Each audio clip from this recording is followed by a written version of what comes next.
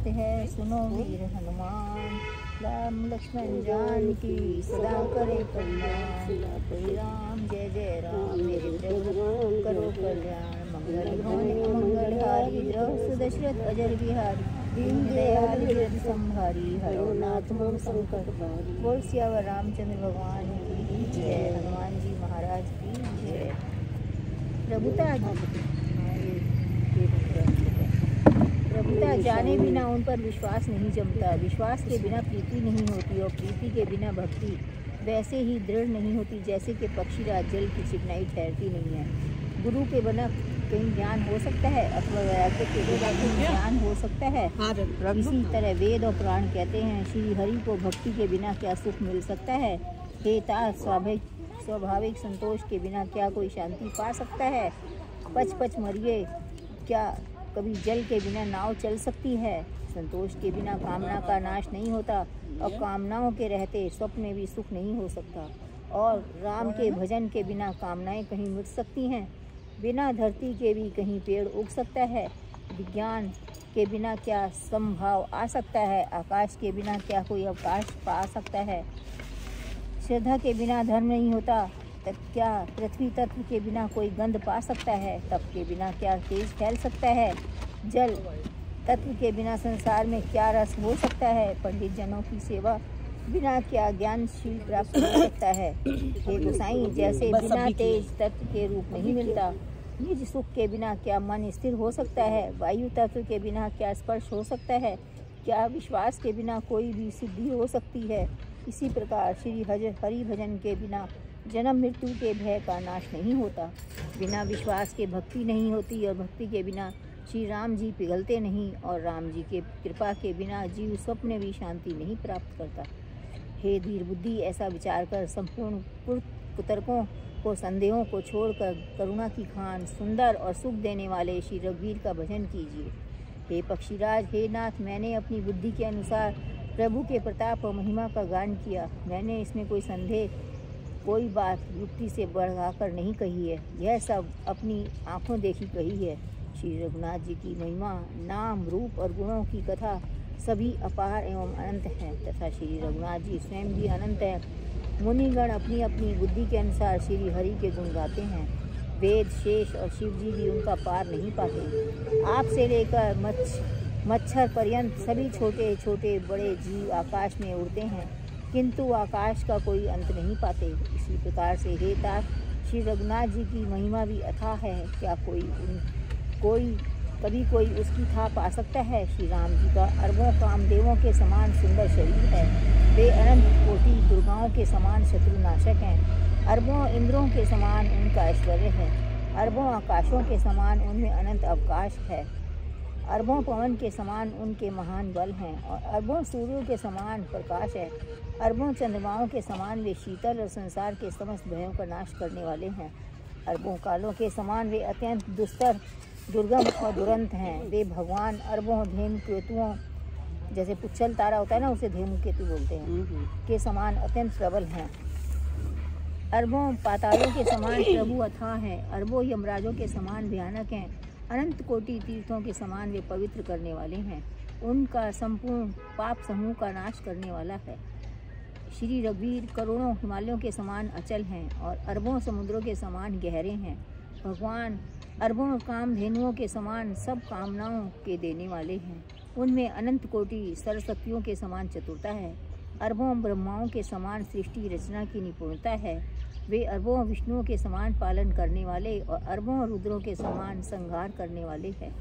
वे अरबों कुबेरों के समान धनवान और करोड़ों मायों के समान सृष्टि के खजाने हैं। बोझ उठाने में वे अरबों शेषों के समान हैं। अधिक क्या, जगदीश्वर प्रभु श्री राम जी सभी बातों में सीमा रहित और उपमा रहित हैं। श्री राम जी उपमा रहित हैं, उनकी कोई दूसरी उपमा है ही नहीं। श्री राम जी के समान श्री राम ही हैं, ऐसा वेद कहते हैं। जैसे अरबों जुगनों के समान कहने से सूर्य प्रशंसा को नहीं वरन अत्यंत लघुता को ही प्राप्त होता है, सूर्य की निंदा ही होती है। इसी प्रकार अपनी अपनी बुद्धि के विकास के अनुसार मुनीश्वर श्री हरि का वर्णन करते हैं, किंतु प्रभु भक्तों के भाव मात्र को ग्रहण करने वाले और अत्यंत कृपालु हैं। वे उस वर्णन को प्रेम सहित सुनकर सुख मानते हैं। श्री श्री राम जी अपार गुणों के समुद्र हैं, क्या उनकी कोई था पा सकता है। संतों से मैंने कुछ सुना था, वही आपको सुनाया। सुख के भंडार करुणाधाम भगवान भाव प्रेम के वश हैं, अतः ममता और मान को छोड़कर श्री जानकी जी का ही भजन करना चाहिए। भुशुंडियों के सुंदर वचन सुनकर पक्षीराज ने हर्षित होकर अपने पंख फुला लिए और नेत्रों में प्रेमानंद के आंसुओं का जल आ गया और अत्यंत हर्षित हो गया। उन्होंने श्री रघुनाथ जी का प्रताप हृदय में धारण किया। वे अपने मोह को समझकर पछताने लगे। मैंने अनादि ब्रह्म को मनुष्य करके माना। गरुड़ जी ने बार बार काकभुशुंडी जी के चरणों पर सिर नवाया और उन्हें श्री राम जी के ही समान जानकर प्रेम बढ़ाया। गुरु के बिना कोई भवसागर नहीं तर सकता, चाहे वह ब्रह्मा और शंकर जी के समान ही क्यों ना हो। गरुड़ जी ने कहा, हे तात, मुझे संदेह रूपी सर्प ने डस लिया था और सांप के डसने पर उसे विष चढ़ने से लहरें आती हैं, वैसे ही बहुत सी कुतर्क रूपी दुख देने वाली लहरें आ रही थी। आपके स्वरूप रूपी गरुड़ी सांप का विष उड़ाने वाले के द्वारा भक्तों को सुख देने वाले श्री रघुनाथ जी ने मुझे जिला दिया। आपकी कृपा से मेरा मोह नाश हो गया और मैंने श्री राम जी का अनुपम रहस्य जाना। उनकी बहुत प्रकार से प्रशंसा करके सिर नवाकर और हाथ जोड़कर फिर गरुड़ जी प्रेम विनम्र और कोमल वचन बोले, हे प्रभो, हे स्वामी, मैं आपके अविवेक के कारण आपसे पूछता हूँ। हे कृपा के समुद्र, मुझे अपना निज दास जानकर आदरपूर्वक मेरे प्रश्न का उत्तर दीजिए। आप सब कुछ जानने वाले हैं, तत्व के ज्ञाता हैं, अंधकार से परे, उत्तम बुद्धि से युक्त, सुशील सरल आचरण वाले, ज्ञान वैराग्य और विज्ञान के धाम और श्री रघुनाथ जी के प्रिय दास हैं। आपने ये पाप शरीर किस कारण से पाया? हे तात, सब समझाकर मुझसे कहिए। हे स्वामी, हे आकाशगामी, यह सुंदर रामचरित मानस आपने कहाँ से पाया, सो कहिए। हे नाथ, मैंने शिव जी से ऐसा सुना है कि महाप्रलय में आपका नाश नहीं होता और ईश्वर कभी मिथ्या वचन नहीं कहते। वह भी मेरे मन में संदेह है, क्योंकि हे नाथ, नाग, मनुष्य, देवता, चर अचर, जीव तथा यह सारा जगत काल का कलेवा है। असंख्य ब्रह्मांडों का नाश करने वाला काल सदा बड़ा ही अनिवार्य है।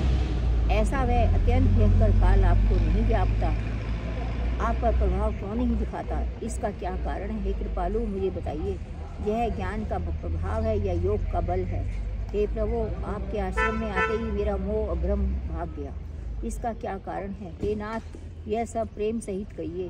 हे उमा, गरुड़ जी की वाणी सुनकर काकभुशुंडी जी हर्षित हुए और परम प्रेम से बोले, हे सर्पों के शत्रु, आपकी बुद्धि धन्य है, धन्य है। आपके प्रश्न मुझे बहुत ही प्यारे लगे।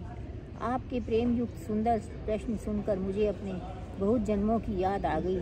मैं अपनी सब कथा विस्तार से कहता हूँ। बेटा, आदर सहित मन लगाकर सुनिए। अनेक जप तप यज्ञ शम दम व्रत दान वैराग्य विवेक योग विज्ञान आदि सब का फल श्री रघुनाथ जी के चरणों में प्रेम होना है। इसके बिना कोई कल्याण नहीं पा सकता।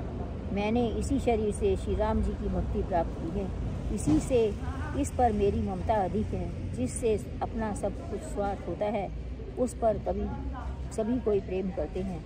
हे गरुड़ जी, वेदों में मानी हुई ऐसी नीति है और सज्जन भी कहते हैं, आप अपना परम हित जानकर अत्यंत नीच से भी प्रेम करना चाहिए।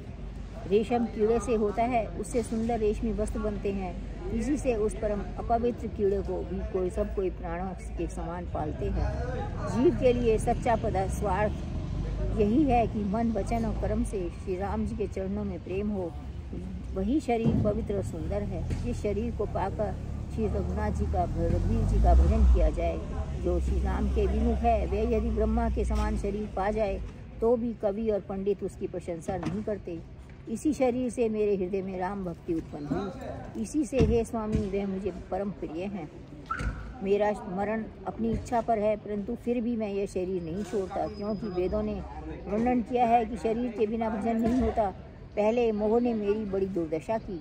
श्री राम जी के विमुख होकर मैं कभी सुख से नहीं सोया। अनेकों जन्मों में मैंने अनेकों प्रकार के योग जप तप यज्ञ और दान आदि कर्म किए। हे गरुड़ जी, जगत में ऐसी कौन योनि है जिसमें मैंने घूम फिर कर जन्म ना लिया हो। हे गुसाई, मैंने सब कर्म करके देख लिए, पर अब इस जन्म की तरह मैं कभी सुखी नहीं हुआ।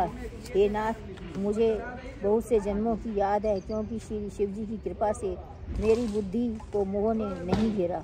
हे पक्षीराज सुनिए, अब मैं अपने प्रथम जन्म के चरित्र को कहता हूँ, जिन्हें सुनकर प्रभु के चरणों में प्रीति उत्पन्न होती है, जिससे सब क्लेश मिट जाते हैं।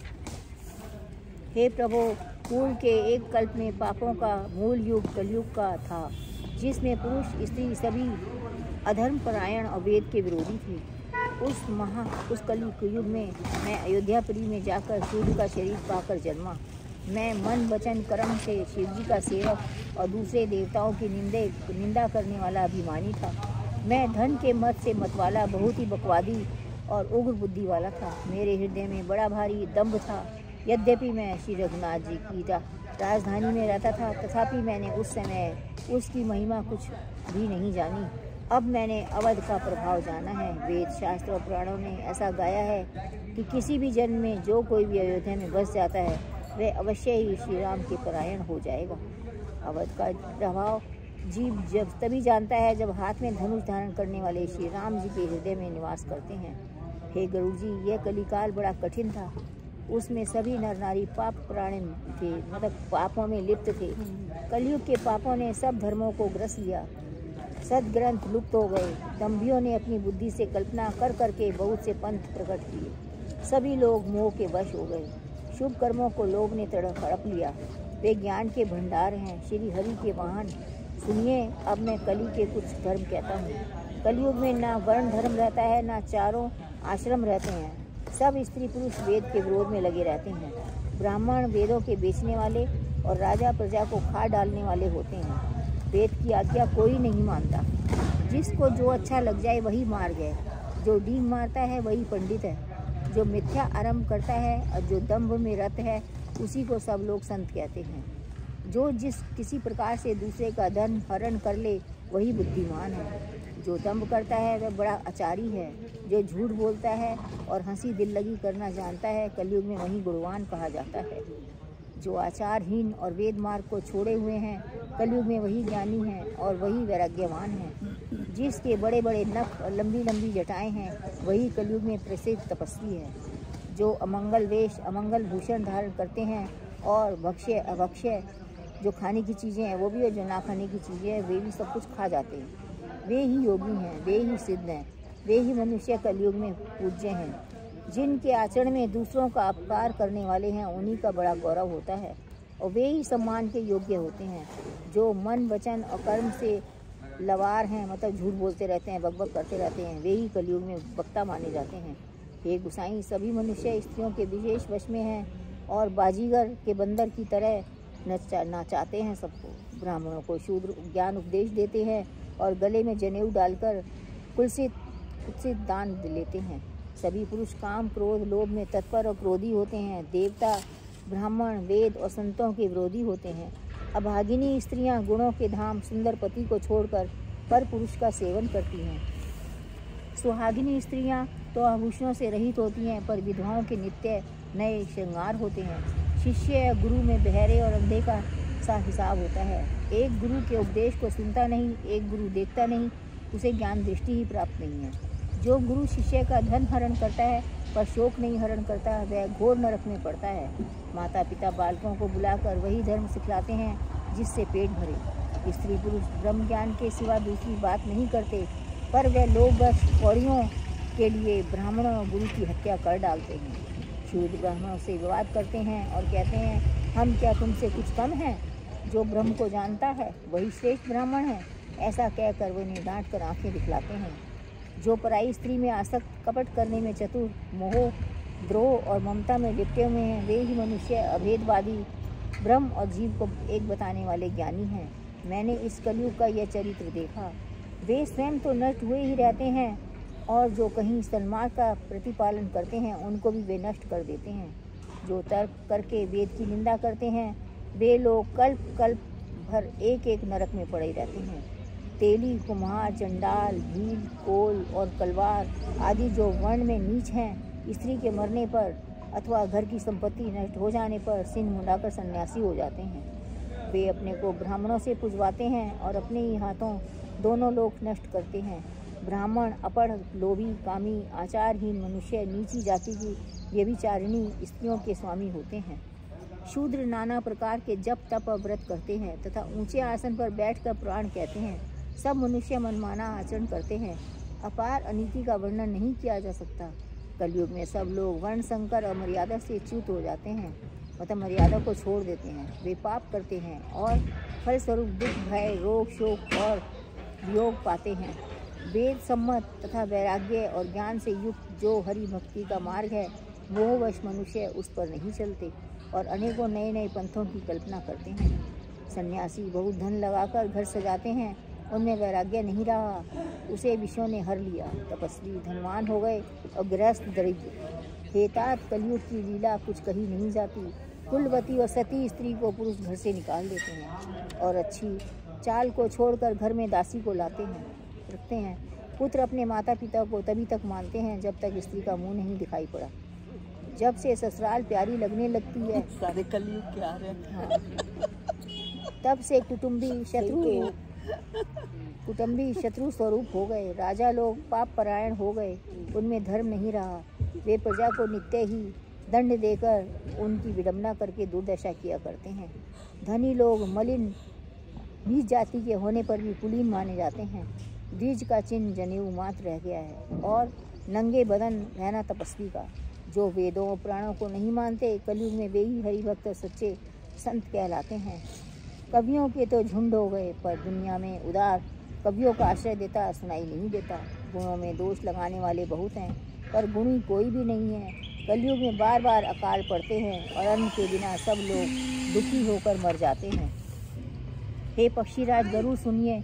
कलयुग में कपट, हठ, दंभ, द्वेष, पाखंड, मान, मोह और काम आदि और मद ब्रह्मांड में व्याप्त हो गए हैं। मनुष्य जब तब यज्ञ, व्रत और दान आदि धर्म तामसी भाव से करने लगे।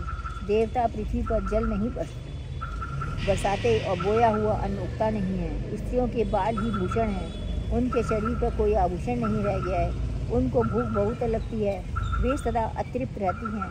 वे धनहीन, बहुत प्रकार की ममता होने के कारण दुखी रहती हैं। वे मूर्ख सुख चाहती हैं, पर धर्म में उनका प्रेम नहीं है। बुद्धि थोड़ी है और कठोर है, उसमें कोमलता नहीं है। मनुष्य रोगों से पीड़ित हैं, भोग कहीं नहीं है, बिना ही कारण अभिमान विरोध करते हैं। 10-5 वर्ष का छोटा सा जीवन है, परंतु घमंड ऐसा है कि मानो कल्पांत होने पर भी उनका नाश नहीं होगा। कलिकाल ने मनुष्य को बेहाल कर डाला है। भाई बहन बेटी का विचार नहीं करता। लोगों में न संतोष है, न विवेक है, न शीतलता है। जाति कुजाति सभी लोग भीख मांगने वाले हो गए हैं। ईर्ष्या मतलब जो दूसरों से रहा करते हैं, कड़वे वचन और लालच भरपूर हो रहे हैं। समता चली गई है, सब लोग व्यय और विशेष शोक से भरे पड़े हैं। वर्ण आश्रम धर्म के आचरण नष्ट हो गए। इंद्रियों का दमन, दान, दया और समझदारी किसी में नहीं रही। मूर्खता और दूसरों को ठगना यह बहुत अधिक बढ़ गया है। स्त्री पुरुष सभी के शरीर के पालन पोषण में लगे हुए हैं। जो पराई निंदा करने वाले हैं, जगत में वे ही फैले हैं। हे सर्पों के शत्रु गरुड़ जी, सुनिए। कली काल पाप और अवगुणों का घर है, परंतु कलयुग में एक गुण ही बड़ा है कि वह उसके बिना परिश्रम भवबंधन से छुटकारा मिल जाता है। सतयुग, त्रेता, द्वापर में जो गति पूजा, यज्ञ और योग से प्राप्त होती है, वही गति कलयुग में केवल भगवान के नाम से पा जाते हैं। फिर भी लोग भगवान का भजन नहीं करते। सतयुग में सभी योगी और विज्ञानी होते हैं। हरि का ध्यान करके सब प्राणी भवसागर से तर जाते हैं। त्रेता में मनुष्य अनेक प्रकार के यज्ञ करते हैं और सब कर्मों को प्रभु के समर्पण करके भवसागर से पार हो जाते हैं। द्वापर में श्री रघुनाथ जी के चरणों की पूजा करके मनुष्य संसार से तर जाते हैं और दूसरा कोई उपाय नहीं है। कलयुग में तो केवल श्री हरि की गुण गाथाओं का गान करने से ही मनुष्य भवसागर की था पा ले जाते हैं। कलयुग में ना तो योग और न यज्ञ और न ज्ञान ही है। श्री राम जी का गुणगान ही एकमात्र आधार है। अतएव सारे भरोसे त्याग कर जो श्री राम जी को भजता है और प्रेम सहित उनके गुण समूहों को गाता है, वही भवसागर से तर जाता है। इसमें कुछ भी संदेह नहीं है। नाम का प्रताप कलयुग में प्रत्यक्ष है। कलयुग का एक पवित्र प्रताप है कि मानसिक पुण्य तो होते हैं, पर पाप नहीं होते, मानसिक पाप नहीं होते। यदि मनुष्य विश्वास करे तो कलयुग के समान दूसरा युग नहीं, क्योंकि इस युग में श्री राम जी के निर्मल गुण समूहों को गा गा कर मनुष्य बिना ही परिश्रम संसार से तर जाता है। धर्म के 4 चरण सत्य, दया, तप और दान प्रसिद्ध हैं, जिनमें से कली में एक चरण ही प्रधान है। जिस किसी प्रकार से भी दिए जाने पर दान कल्याण ही करता है। कल्याण करो, राम का नाम भजो, कली से तर जाओ। श्री राम की माया से प्रेरित होकर सबके हृदयों में सभी युगों के धर्म नृत्य होते रहते हैं। शुद्ध सत्वगुण, क्षमता या विज्ञान और मन का प्रसन्न होना, इसे सत्युग का प्रभाव जाने। सत्वगुण अधिक हो, कुछ रजोगुण हो, कर्मों में प्रीति हो, सब प्रकार से सुखी हो, ये त्रेता का धर्म है। रजोगुण बहुत ही, सत्वगुण बहुत ही थोड़ा हो और कुछ तमोगुण हो, उनमें हर्ष और भय हो, यही द्वापर का धर्म है। तमोगुण बहुत हो, रजोगुण थोड़ा हो, चारों ओर वैर विरोध हो, यह कलयुग का प्रभाव है। पंडित लोग युग के धर्म को मन में ज्ञान मानकर अधर्म छोड़कर धर्म में प्रीति करते हैं। जिसका श्री रघुनाथ जी के चरणों में अत्यंत प्रेम है, उसको काल धर्म नहीं व्यापते। हे पक्षीराज, नट बाजीगर का किया हुआ कपट चरित्र देखने वालों के लिए बड़ा विकट होता है, पर नट के सेवक जम्बूरे को उसकी माया नहीं व्यापती। श्री हरि का माया के द्वारा रचे जाते हुए दोष और गुण श्री हरि के भजन के बिना नहीं जाते। मन में ऐसा विचार कर सब कामनाओं को छोड़कर श्री राम जी का भजन करना चाहिए। हे पक्षीराज, उस कली काल में मैं बहुत वर्षों तक अयोध्या में रहा। एक बार महाकाल पड़ा, तब मैं विपत्ति का मारा विदेश चला गया। हे सर्पों के शत्रु गरुड़ जी, सुनिए, मैं दीन, मलिन, दरिद्र और दुखी होकर उज्जैन गया। कुछ काल बीत जाने पर कुछ संपत्ति पाकर फिर भी वहीं भगवान शंकर की आराधना करने लगा। एक ब्राह्मण वेद विधि से सदा शिव जी की पूजा करते, उसे दूसरा कोई काम न था। वे परम साधु और परमार्था के ज्ञाता थे। वे शंभू के उपासक थे, पर हरि की निंदा करने वाले ना थे। मैंने कपटपूर्वक उनकी सेवा करता। ब्राह्मण बड़े ही दयालु और नीति के घर थे। हे स्वामी, बाहर से नम्र देखकर ब्राह्मण मुझे पुत्र की भांति मानकर पढ़ाते थे। उन ब्राह्मण श्रेष्ठ ने मुझको शिव जी का मंत्र दिया, अनेकों प्रकार के शुभ उपदेश दिए। मैं शिव जी के मंदिर में जाकर मंत्र जपता। मेरे हृदय में दम्भ और अहंकार बढ़ गया। मैं दुष्ट, नीच जाति और पाप में मलिन बुद्धि वाला मोहवश श्री के हरि भक्तों और द्विजों को देखते ही जल उठता। श्री विष्णु भगवान से द्रोह करता था। गुरु जी मेरे आचरण देखकर दुखी थे। वे मुझे नित्य ही भली भांति समझाते, पर मैं कुछ नहीं समझ पाता। उल्टे मुझे अत्यंत क्रोध उत्पन्न होता। दम्भी को कभी नीति अच्छी नहीं लगती है। एक बार गुरु जी ने मुझे बुला लिया और बहुत प्रकार से नीति की शिक्षा दी कि हे पुत्र, शिव जी की सेवा का फल यही है, श्री राम जी के चरणों में प्रगाढ़ भक्ति हो। हे तात, शिव जी और ब्रह्मा जी राम जी को भजते हैं, और फिर नीच मनुष्य की तो बात ही कितनी है। ब्रह्मा जी और शिव जी जिनके चरणों के प्रेमी हैं, अरे अभागे, उनसे द्रोह करके तू सुख चाहता है। गुरु जी ने शिव जी को हरि का सेवक कहा। यह सुनकर हे पक्षीराज, मेरा हृदय जल उठा। नीच जाति का मैं विद्या पाकर ऐसा हो गया जैसे दूध पिलाने से सांप। अभिमानी, कुटिल, दुर्भाग्य और कुजाति में दिन रात गुरु जी से द्रोह करता। गुरु जी अत्यंत दयालु थे, उनको थोड़ा सा भी क्रोध नहीं आता। वे मेरे द्रोह करने पर वे बार बार मुझे उत्तम ज्ञान की शिक्षा ही देते थे। नीच मनुष्य जिससे बड़ाई पाता है, वह सबसे पहले उसी को मारकर उसी का नाश करता है। हे भाई सुनिए, आग से उत्पन्न हुआ धुआं मेघ की पदवी पाकर उसी अग्नि को बुझा देता है। धूल रास्ते में निरादर से पड़ी रहती है और सदा सब राह के चलने वालों को लात मारकर सहक देती है, पर जब पवन उसे उड़ाता है तो वह सबसे पहले उसी को भर देती है और फिर राजाओं के नेत्रों और मुक्तों पर पड़ती है। हे पक्षीराज, गरुड़ जी सुनिए, ऐसी बात समझकर बुद्धिमान लोग का संग नहीं करते। कवि और पंडित ऐसी नीति कहते हैं कि दुष्ट से ना तो कलह ही अच्छा है, ना प्रेम ही अच्छा है। हे गोसाई, उससे तो सदा उदासीन ही रहना चाहिए। दुष्ट को कुत्ते की तरह दिल से ही त्याग देना चाहिए। मैं दुष्ट था, हृदय में कपट और कुटिलता भरी हुई थी।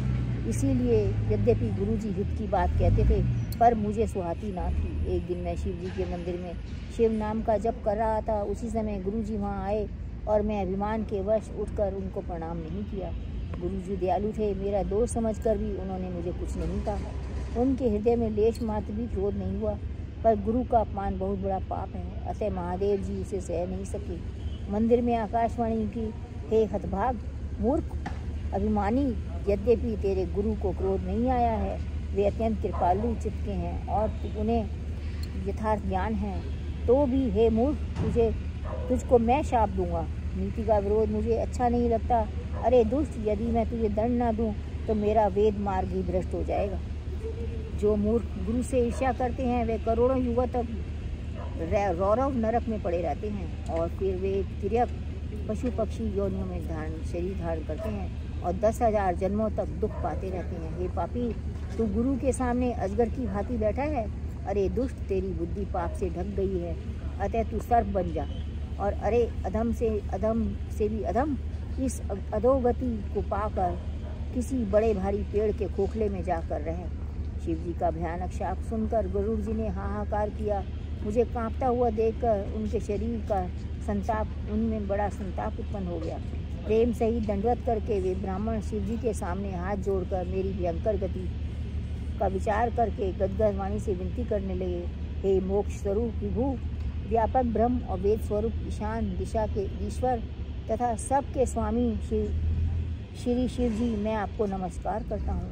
निज स्वरूप में स्थित अर्थात माया आदि से रहित, मागरिक और गुणों से रहित, वेद रहित, इच्छा रहित, चेतन आकाश रूप एवं आकाश को ही वस्त्र रूप में धारण करने वाले दिगंबर, आकाश को भी आच्छादित करने वाले आपको मैं भजता हूँ। निराकार ओंकार के मूल तुरीय तीन गुणों से अतीत, वाणी ज्ञान और इंद्रियों से परे, कैलाशपति विकराल महाकाल के भी काल, कृपालु और गुणियों के धाम, संसार से परे आप परमेश्वर को मैं नमस्कार करता हूँ। जो हिमाचल के समान गौरवर्ण तथा गंभीर हैं, जिनके शरीर में करोड़ों कामदेवों की ज्योति एवं शोभा है, जिनके सिर पर सुंदर नदी गंगा जी विराजमान है, जिनके ललाट पर द्वितीय का चंद्रमा और गले में सर्प शोभित हैं, जिनके कानों में कुंडल हिल रहे हैं, सुंदर भृगु और विशाल नेत्र है, जो प्रसन्न मुख हैं, नीलकंठ और दयालु हैं, सिंह चर्म का वस्त्र धारण किए हुए हैं और मुंडमाला पहने हुए हैं,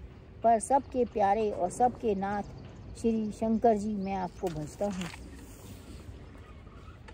प्रचंड रुद्र रूप धारण करके श्रेष्ठ तेजस्वी परमेश्वर, अखंड अजन्मा, करोड़ों सूर्यों के समान प्रकाश वाले, तीनों प्रकार के शूलों मतलब दुखों को निर्मूल करने वाले, हाथ में त्रिशूल धारण किए, भाव के द्वारा प्राप्त होने वाले भवानी के पति श्री शंकर जी को मैं भजता हूँ। कालाओं से परे कल्याण स्वरूप कल्प का अंत करने वाले, सज्जनों को सदा आनंद देने वाले, त्रिपुर के शत्रु सच्चिदानंद नंदन घन, मोह को हरने वाले, मन को मथ डालने वाले, कामदेव के शत्रु, हे प्रभु प्रसन्न हुए। जब तक पार्वती के पति आपके चरण कमलों को मनुष्य नहीं भजते, तब तक उन्हें ना तो इहलोक और परलोक में सुख शांति मिलती है और ना उनके तापों का नाश होता है। अतः हे समस्त जीवों के अंदर निवास करने वाले प्रभु, प्रसन्न होइए। मैं ना तो योग जानता हूँ, ना जप तप और पूजा ही। हे शंभो, मैं तो सदा सर्वदा आपको ही नमस्कार करता हूँ।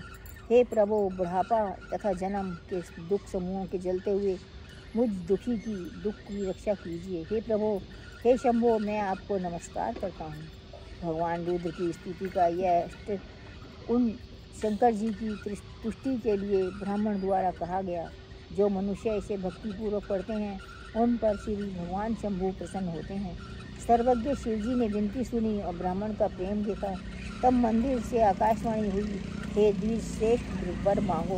ब्राह्मण ने कहा, हे प्रभु, यदि आप मुझ पर प्रसन्न हैं और हे नाथ, यदि इस दीन पर आपका स्नेह है तो पहले अपने चरणों की भक्ति देकर फिर दूसरा वर दीजिए। हे प्रभु, यह अज्ञानी जीव आपकी माया के द्वारा वश होकर निरंतर भूला फिरता है। हे कृपा के समुद्र भगवान, उस पर क्रोध ना कीजिए। हे दीनों पर दया करने वाले शंकर, अब इस पर कृपालु हो जाइए, जिससे हे नाथ थोड़े ही समय में इस पर शाप के बाद अनुग्रह मतलब इसकी शाप से मुक्ति हो जाए। हे कृपा निधान, अब वही कीजिए जिससे इसका परम कल्याण हो। दूसरे हित से मानी हुई ब्राह्मण की वाणी सुनकर फिर आकाशवाणी हुई, एवं अस्तु, ऐसा ही हो। यद्यपि इसने भयानक पाप किया है और मैंने इसे क्रोध करके शाप दिया है, तो भी तुम्हारी सावधता देखकर मैं इस पर विशेष कृपा करूँगा। हे द्विज, जो क्षमाशील और परोपकारी होते हैं, वे मुझे वैसे ही प्रिय हैं जैसे खरारी श्री रामचंद्र जी। हे द्विज, मेरा शाप व्यर्थ नहीं होगा, यह 1000 जन्म अवश्य पावेगा, परंतु जन्म ने मरने में जो दुस्सह दुख होता है उसको वह दुख जरा भी नहीं व्यापेगा और किसी भी जन्म में इसका ज्ञान नहीं मिटेगा। हे शूद्र, मेरा प्रमाणिक वचन सुन। प्रथम तो तेरा जन्म श्री रघुनाथ जी की पुरी में हुआ, फिर तूने मेरी सेवा में मन लगाया। पुरी के प्रभाव और कृपा से तेरे हृदय में राम भक्ति उत्पन्न होगी। हे भाई, अब मेरा सत्य वचन सुन। द्विजों की सेवा ही भगवान को प्रसन्न करने वाला व्रत है। अब कभी ब्राह्मण का अपमान न करना, संतों को अनंत श्री भगवान के समान ही जानना। आप पढ़ लो, वो कह रही है लास्ट में पढ़ूंगी। लास्ट में पढ़ोगे?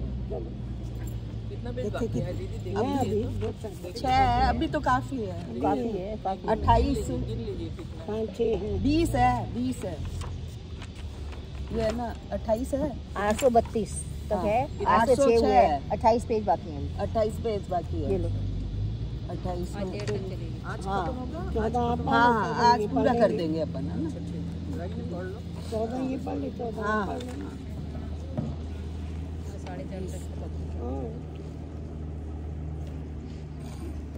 हाँ।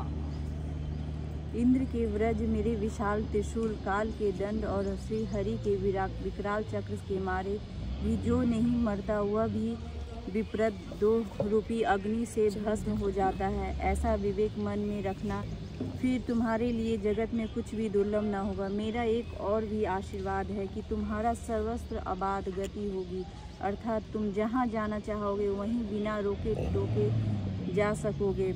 आकाशवाणी के द्वारा शिव जी के वचन सुनकर गुरु जी हर्षित होकर ऐसा ही हो यह कहकर मुझे बहुत समझाकर और शिव जी के चरणों को हृदय में रखकर अपने घर गए। काल की प्रेरणा से मैं विंध्याचल में जाकर सर्प हुआ। फिर कुछ काल बीतने पर बिना ही परिश्रम कष्ट के मैंने वह शरीर त्याग दिया। हे हरिवाहन, मैं जो भी शरीर धारण करता हूँ उसे बिना ही परिश्रम वैसे ही सुखपूर्वक त्याग देता था जैसे मनुष्य पुराना वस्त्र त्याग देता है और नया पहन लेता है। शिव जी ने वेद की मर्यादा की रक्षा की और मैंने क्लेश भी नहीं पाया। इस प्रकार हे परीक्षित राज, मैं बहुत से शरीर धारण किए पर मेरा ज्ञान नहीं गया। त्रियक योनि, पशु पक्षी, देवता या मनुष्य का जो भी शरीर धारण करता है वहाँ उस शरीर में मैं श्री राम जी का भजन जारी रखता। इस प्रकार मैं सुखी हो गया, परंतु एक सूल मुझे बना रहा। गुरु जी का कोमल सुशील स्वभाव मुझे कभी नहीं भूलता, अर्थात मैंने ऐसे कोमल स्वभाव दयालु गुरु जी का अपमान किया, यह दुख मुझे सदा बना रहा। मैं अंतिम शरीर ब्रह्मांड का पाया जिसे पुराण और वेद देवताओं को भी दुर्लभ बताते हैं। मैं वहाँ ब्राह्मण शरीर में भी बालकों में मिलकर खेलता तो श्री रघुनाथ जी की ही सब लीलाएं किया करता। सयाना होने पर पिताजी मुझे पढ़ाने लगे। मैं समझता, सुनता और विचारता, पर मुझे पढ़ना अच्छा नहीं लगता था। मैंने मन से सारी वासनाएं भाग गई, केवल श्री रामचंद्र जी के चरणों में लग गई। हे गरुड़ जी, कहिए ऐसा कौन अभागा होगा जो कामधेनु को छोड़कर गदही की सेवा करेगा। प्रेम में मग्न रहने के कारण मुझे कुछ भी नहीं सुहाता। पिताजी पढ़ा कर हार गए। जब पिता माता कालवश हो गए, मर गए, तब मैं भक्तों की रक्षा करने वाले श्री रामचंद्र जी का भजन करने के लिए वन में चला गया। वन में जहाँ जहाँ मुनीश्वरों के आश्रम पाता वहाँ जाकर उन्हें सिर नवाता। हे गरुड़ जी, उनसे मैं श्री रामचंद्र जी के गुणों की गाथाएं पूछता, वे कहते और मैं हर्षित होकर सुनता। इस प्रकार मैं सदा सर्वदा श्री हरि के गुणवाद सुनता। फिर शिव जी की कृपा से मेरी सर्वस्त्र अबाधित गति थी, अर्थात मैं जहाँ चाहता वहाँ जा सकता था। मेरी तीनों प्रकार की पुत्र की, धन की और मान की गहरी प्रबल वासनाएं छूट गई और हृदय में एक ही लालसा अत्यंत बढ़ गई कि जब श्री राम जी के चरण कमलों के दर्शन करूँ तब अपना जन्म सफल हुआ समझूं। जिससे मैं पूछता वे ही मुनि ऐसा कहते कि ईश्वर सर्वभूतमय है, यह निर्गुण मत मुझे नहीं सुहाता। हृदय में सगुण ब्रह्म पर प्रीति बढ़ रही थी। गुरु जी के वचनों का स्मरण करके मेरा मन श्री राम जी के चरणों में लग गया। मैं क्षण क्षण नया नया प्रेम प्राप्त करता हुआ श्री रघुनाथ जी का यश गाता फिरता।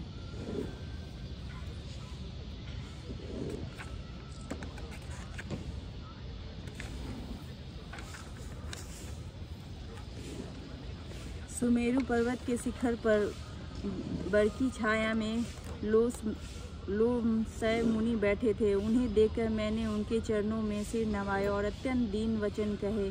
हे पक्षीराज, मेरे अत्यंत नम्र और कोमल वचन सुनकर कृपालु मुनि मुझसे आदर के साथ पूछने लगे, हे ब्राह्मण, आप किस कार्य से यहाँ आए हैं? तब मैंने कहा, हे कृपा निधि, अब आप सर्वज्ञ हैं और सुजान हैं। हे भगवान, मुझे सगुण ब्रह्म की आराधना की प्रक्रिया कहिए। तब हे पक्षीराज, मुनीश्वर ने श्री रघुनाथ जी के गुणों की कुछ कथाएं आदर सहित कहीं। फिर वे ब्रह्म ज्ञान परायण विज्ञानवान मुनि मुझे परम अधिकारी जानकर ब्रह्म का उपदेश करने लगे कि वह अजन्मा है, अद्वैत है, निर्गुण है और हृदय का स्वामी अंतर्यामी है। उसे कोई बुद्धि के द्वारा माप नहीं सकता। वह इच्छा रहित है, नाम रहित है, रूप रहित है, अनुभव से जानने योग्य अखंड और उपमा रहित है। वह मान और इंद्रियों से परे, निर्मल, विनाश रहित, निर्विकार, सीमा रहित और सुख की राशि है। वेद ऐसा गाते हैं कि वह वही तू है, तत्वमसि। जल और जल की लहर की भांति उसमें और तुझ में कोई भेद नहीं है। मुनि ने मुझे अनेकों प्रकार से समझाया, पर निर्गुण मत मेरे हृदय में नहीं बैठा। मैंने फिर मुनि के चरणों में सिर नवाकर कहा, हे मुनीश्वर, मुझे सगुण ब्रह्म की उपासना कहिए। मेरा मन राम भक्ति रूपी जल में मछली हो रहा है, उसी में रम रहा है। हे चतुर्मुनीश्वर, ऐसी दशा में वह उससे अलग कैसे हो सकता है? आप दया करके मुझे वही उपदेश उपाय कहिए जिससे मैं श्री रघुनाथ जी को अपनी आंखों से देख सकूं। पहले नेत्र भरकर श्री अयोध्या नाथ को देखकर तब निर्गुण का उपदेश सुनूंगा। मुनि ने फिर अनुपम हरि कथा कहकर सगुण मत का खंडन करके निर्गुण का निरूपण किया। तब मैं निर्गुण मत को हटाकर काट कर बहुत हट करके सगुण का निरूपण करने लगा। मैंने उत्तर प्रति उत्तर किया। इससे मुनि ने शरीर में क्रोध के चिन्ह उत्पन्न हो गए। हे प्रभु, सुनिए, बहुत अपमान करने पर ज्ञानी के भी हृदय में क्रोध उत्पन्न हो जाता है। यदि कोई चंदन की लकड़ी को बहुत अधिक रगड़े तो उससे भी अग्नि प्रकट हो जाएगी। मुनि बार बार क्रोध सहित ज्ञान का निरूपण करने लगे। तब मैं बैठा बैठा अपने मन में अनेकों प्रकार की अनुमान करने लगा। बिना द्वैत बुद्धि के क्रोध कैसा, और बिना अज्ञान के क्या द्वैत बुद्धि हो सकती है? माया के वश में रहने वाला परिचित्र जड़ जीव क्या ईश्वर के समान हो सकता है? सबका हित चाहने से क्या कभी दुख हो सकता है?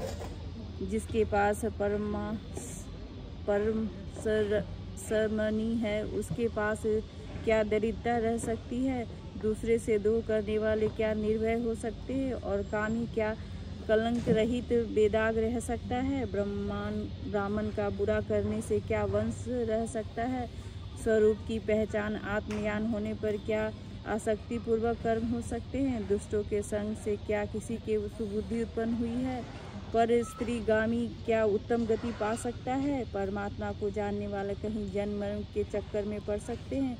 भगवान की निंदा करने वाले कभी सुखी हो सकते हैं? नीति बिना जाने क्या राज्य रह सकता है? श्री हरि के चरित्र वर्णन करने पर क्या पाप रह सकता है?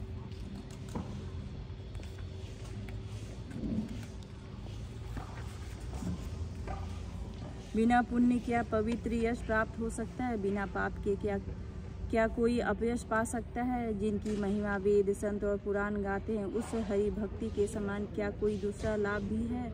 हे भाई, जगत में क्या इसके समान दूसरी भी कोई हानि है कि मनुष्य का शरीर पाकर भी श्री राम जी का भजन न किया जाए?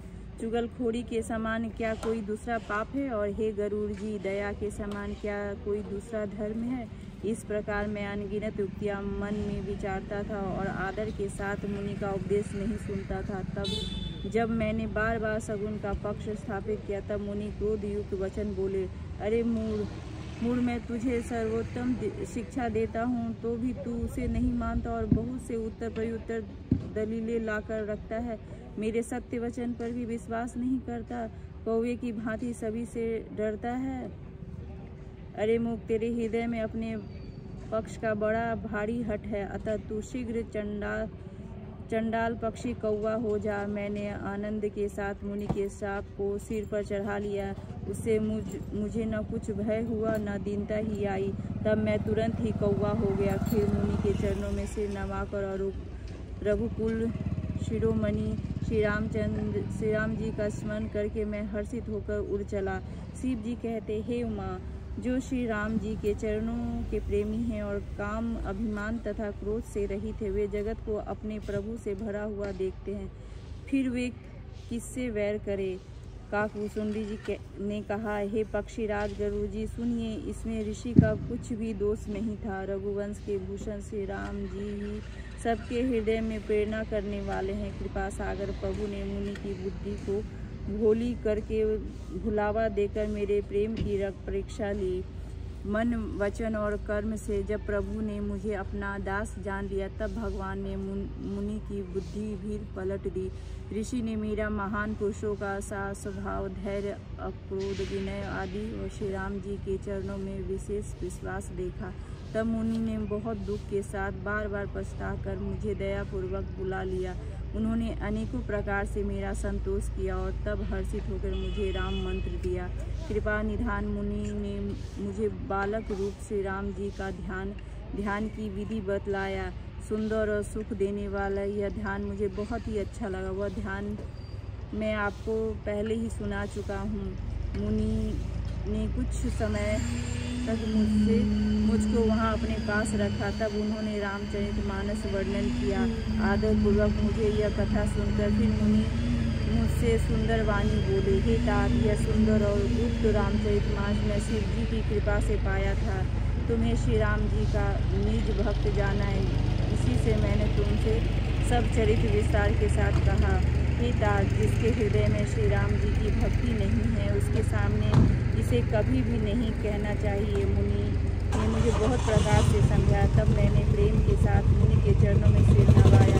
मुनीश्वर ने अपने कर कमलों से मेरा पैर स्पर्श करके हर्षित होकर आशीर्वाद दिया कि अब मेरी कृपा से तेरे हृदय में सदा प्रगाढ़ राम भक्ति बसेगी।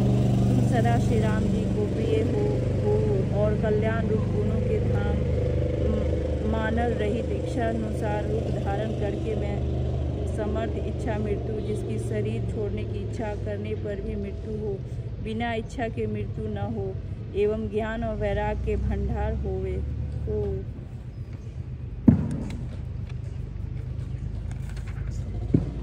इतना ही ने श्री भगवान को स्मरण करते हुए तुम जिस आश्रम में निवास करोगे, वहाँ 1 योजन 4 कोस तक अविद्या, माया, मोह नहीं व्यापेगी।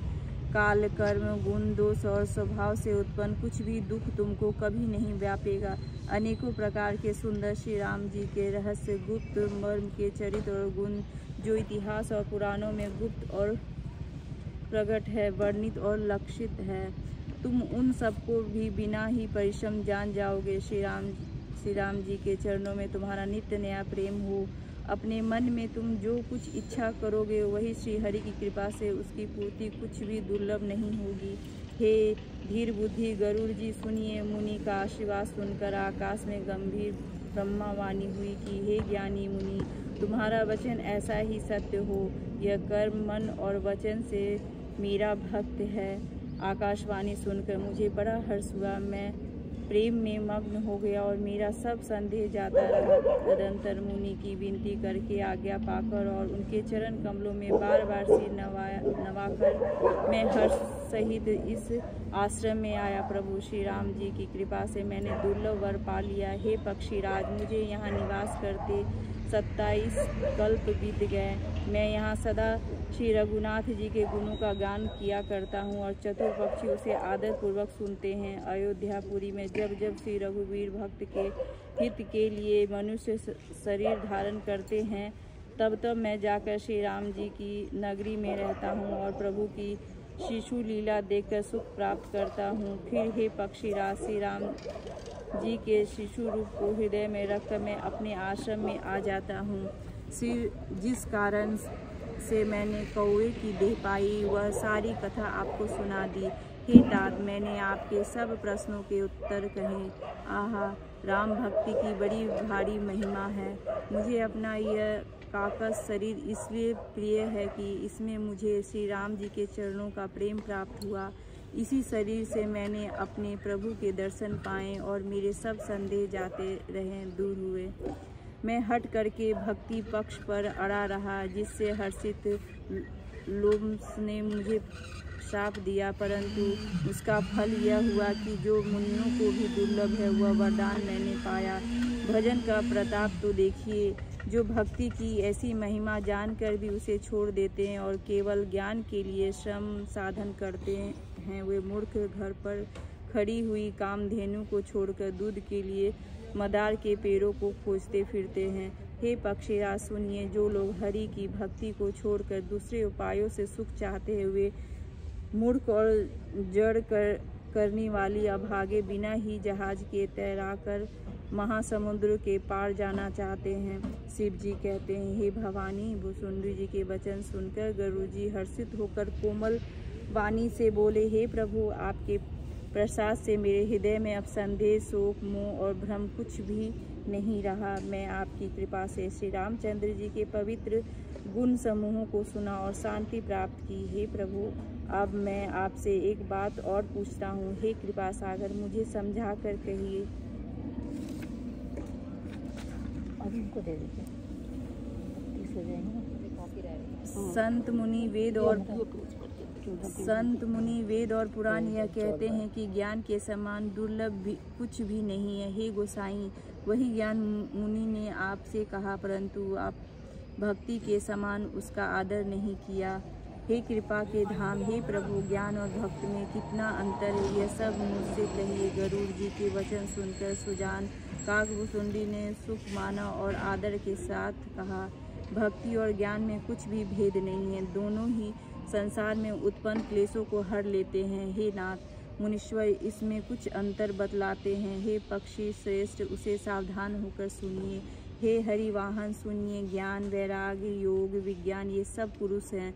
पुरुष का प्रताप सब प्रकार से प्रबल होता है। अबला माया स्वाभाविक ही निर्बल और जाति जन्म से ही जड़ मूर्ख होती है, परंतु जो वैराग्यवान और धीर बुद्धि पुरुष हैं वही स्त्री को त्याग सकते हैं, न कि वे कामी पुरुष जो विषयों के वश में हैं, उनके गुलाम हैं और श्री रघुवीर के चरणों से विमुख हैं। वे ज्ञान के भंडार मुनि भी मृगनयनी युवती स्त्री के चंद्रमुख को देखकर विवश उसके अधीन हो जाते हैं। हे गरुड़ जी, साक्षात भगवान विष्णु की माया ही स्त्री रूप से प्रकट है।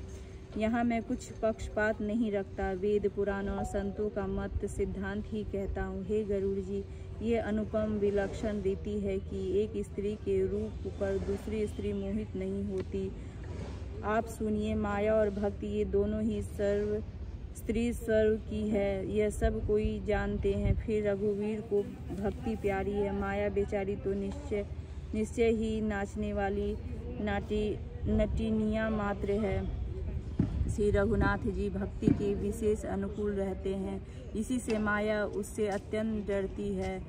जिसके हृदय में उपमा रहित और उपाधि रहित विशुद्ध राम भक्ति सदा बिना किसी बाधा रोक टोक से बसती है, उसे देखकर माया सकुचा जाती है, उस पर वह अपनी प्रभुता कुछ भी नहीं चला सकती। ऐसा विचार कर कि जो विज्ञानी मनुष्य हैं वे भी सब सुखों को खान भक्ति की ही याचना करते हैं। श्री रघुनाथ जी का यह रहस्य गुप्त मर्म जल्दी कोई भी नहीं जान पाता। श्री रघुनाथ जी की कृपा से जो इसे जानता है उसे स्वप्न में भी मोह नहीं होता। हे सुचतुर गुरु जी, ज्ञान और भक्ति का और भी भेद सुनिए, जिसके सुनने से श्री रामचंद्र जी के चरणों में सदा अविच्छिन्न एक तार हो प्रेम हो जाता है। हे तात, यह अकथनीय कहानी वार्ता सुनिए, यह समझते ही बनती है, कहीं नहीं जा सकती। जीव ईश्वर का अंश है, वह अविनाशी चेतन निर्मल और स्वभाव से ही सुख की राशि है। हे गोसाई, वह माया के वशीभूत होकर तोते और वानर की भांति अपने आप ही बंध गया। इस प्रकार जड़ और चेतन में ग्रंथि गांठ पड़ गई। यद्यपि वह ग्रंथि मिथ्या ही है, तथापि उसके छूटने में कठिनता है। तभी से जीव संसारी जन्म में मरने वाला हो गया। अब न तो वो गांठ छूटती है और न वह सुखी होता है। वेदों और पुराणों ने बहुत से उपाय बतलाए हैं, पर वह ग्रंथि छूटती नहीं, वरम अधिकाधिक उलझती ही जाती है। जीव के हृदय में अज्ञानी रूपी अंधकार विशेष रूप से छा रहा है। इससे गांठ देख ही नहीं पड़ती, छूटे तो कैसे? जब भी ईश्वर ऐसा संयोग जैसा आगे कहा जाता है उपस्थित कर देते हैं, तब भी कदाचित वह ग्रंथि छूट पाती है।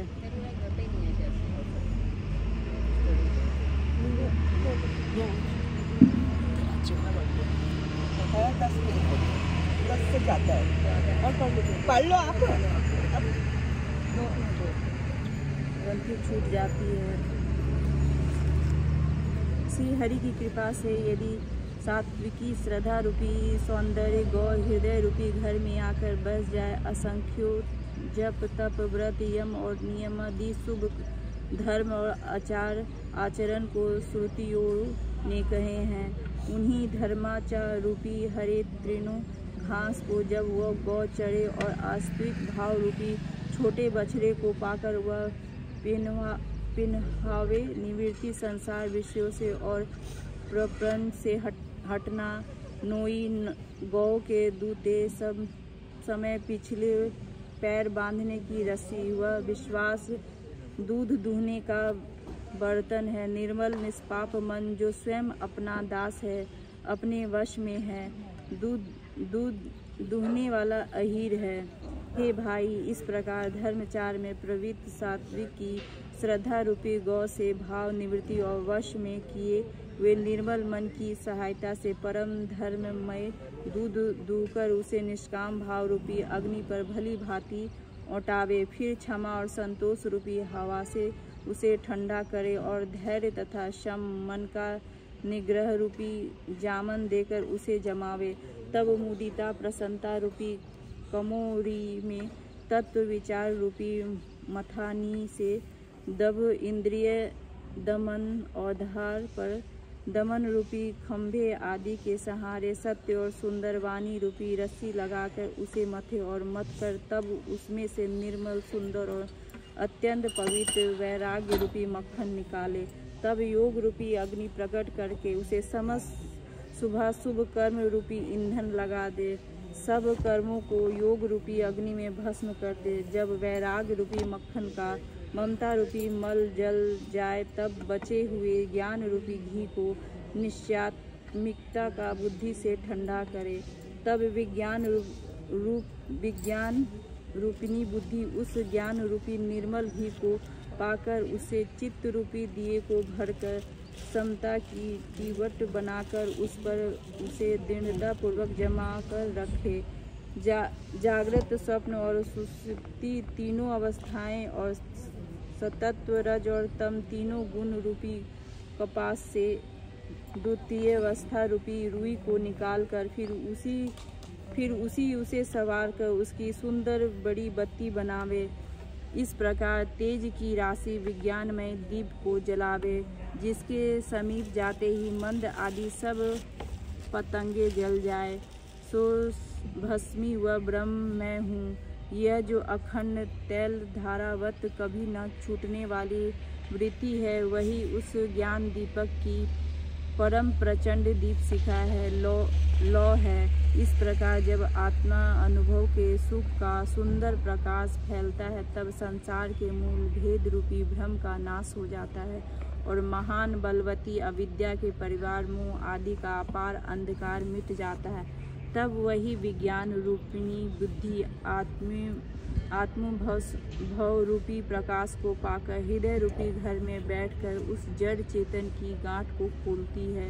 यदि वह विज्ञान रूपिणी बुद्धि उस गांठ को खोलने पावे, तब यह जीव कृतार्थ हो परंतु हे पक्षीराज गुरुजी, गांठ खोलते हुए जानकर माया फिर अनेकों विघ्न करती है। हे भाई, वह बहुत सी रिद्धि सिद्धियों को भेजती है जो आकर बुद्धि को लोभ दिखाती है, और वे रिद्धि सिद्धियाँ काल, कला, बल और छल करके समीप जाती और आंचल की वायु से उस ज्ञान रूपी दीपक को बुझा देती है। यदि बुद्धि बहुत ही सयानी हुई तो वह उन रिद्धि सिद्धियों को अहितकर, हानिकारक समझकर उसकी ओर ताकती नहीं। इसी प्रकार यदि माया के विघ्नों से बुद्धि को बांधा न हुई तो फिर देवता उपाधि विघ्न करते हैं।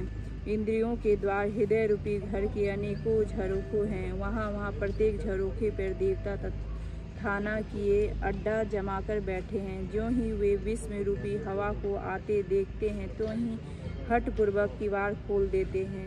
जो ही वह तेज हवा हृदय रूपी घर में जाती है तो ही वह विज्ञान रूपी दीपक बुझ जाता है, गांठ भी नहीं छूटती और वह आत्मा भाव रूप प्रकाश मिट गया। विषय रूपी हवा से बुद्धि व्याकुल हो गई, सारा किया कराया चौपट हो गया।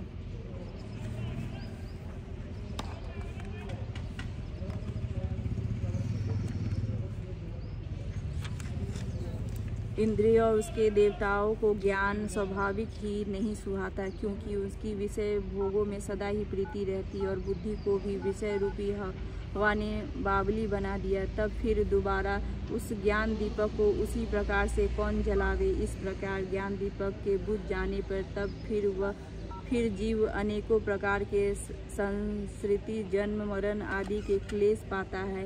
हे पक्षी, हरि की माया अत्यंत दुरुस्त है, वह सजहिते में तरी नहीं जा सकती। ज्ञान कहने समझाने में कठिन, समझने में कठिन और साधने में भी कठिन है। यदि घृणाक्षाय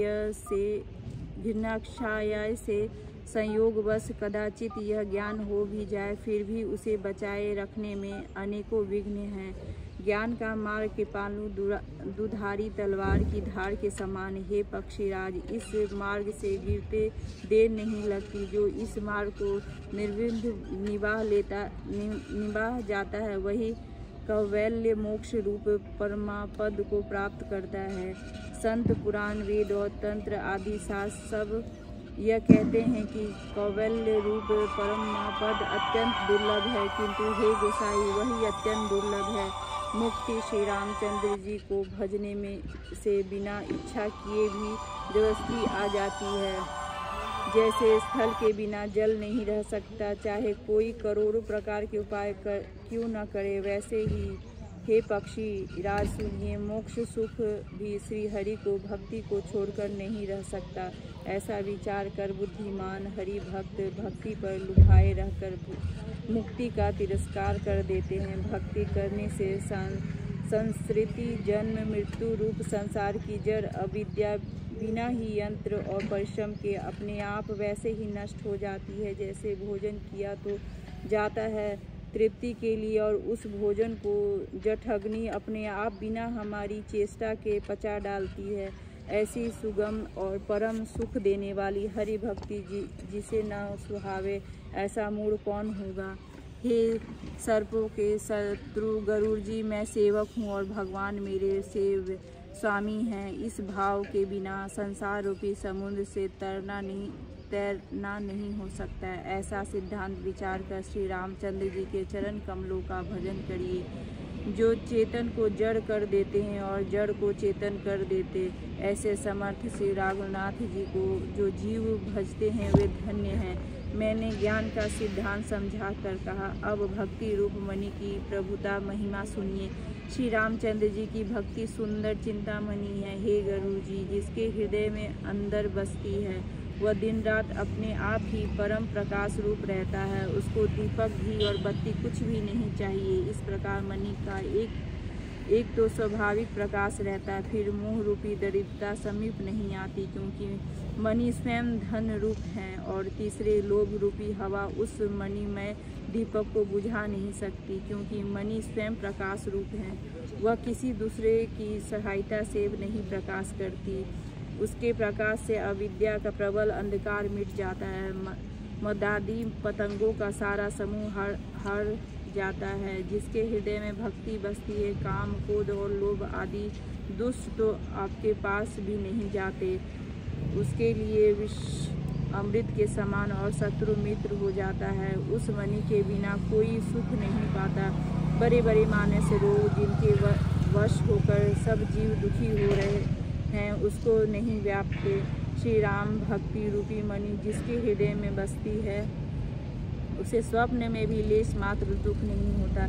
जगत में वे ही मनुष्य चतुरों के शिरोमणि हैं जो उस भक्ति रूपी मणि के लिए भली भांति यत्न करते हैं। यद्यपि वह मणि जगत में प्रकट प्रत्यक्ष है, पर बिना श्री राम की कृपा के उसे कोई पा नहीं सकता। उसके पाने के उपाय भी सुगम ही हैं, पर अभागे मनुष्य उन्हें ठुकरा देते हैं।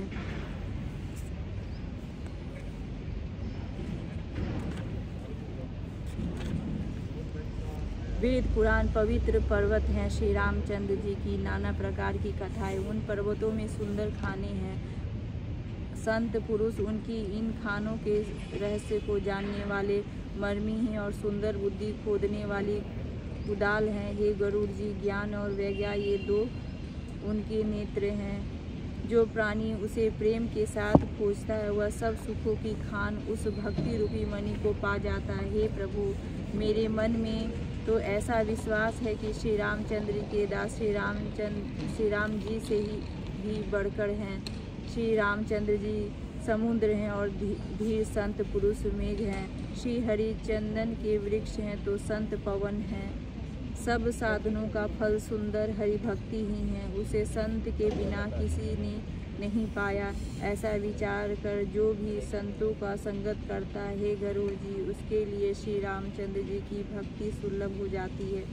ब्रह्मा वेद समुद्र हैं, ज्ञान मंथराचल है और संत देवता हैं जो उस समुद्र को मत कर कथा रूपी अमृत निकालते हैं, जिसमें भक्ति रूपी मधुरता बसती है। वैराग रूपी ढाल से अनेकों को बचाते हुए और ज्ञान रूपी तलवार से मद, लोभ और मोह रूपी वैरियों को मारकर जो विजय प्राप्त करती है, वह हरि भक्ति ही है। हे पक्षीराज, इसे विचार कर देखिए। पक्षीराज गरुड़ जी फिर प्रेम सहित बोले, हे कृपालु, यदि मुझ पर आपका प्रेम है तो हे नाथ, मुझे अपना सेवक जानकर मेरे 7 प्रश्नों के उत्तर बखान कर कहिए। हे नाथ, हे धीर बुद्धि, पहले तो यह बताइए कि सबसे दुर्लभ कौन सा शरीर है, फिर सबसे बड़ा दुख कौन है और सबसे बड़ा सुख कौन है, यह भी विचार कर संक्षेप में कहिए। संत और असंत का मर्म भेद आप जानते हैं, उनके सहज स्वभाव का वर्णन कीजिए। फिर कहिए कि श्रुतियों में प्रसिद्ध सबसे महान पुण्य कौन सा है और सबसे महान भयंकर पाप कौन है। फिर मानस लोगों को समझाकर कहिए, आप सर्वज्ञ हैं और मुझ पर आपकी कृपा भी बहुत है। काकभूषुंडी जी ने कहा, हे तात, अत्यंत आदर और प्रेम के साथ सुनिए, मैं यह नीति संक्षेप में कहता हूँ।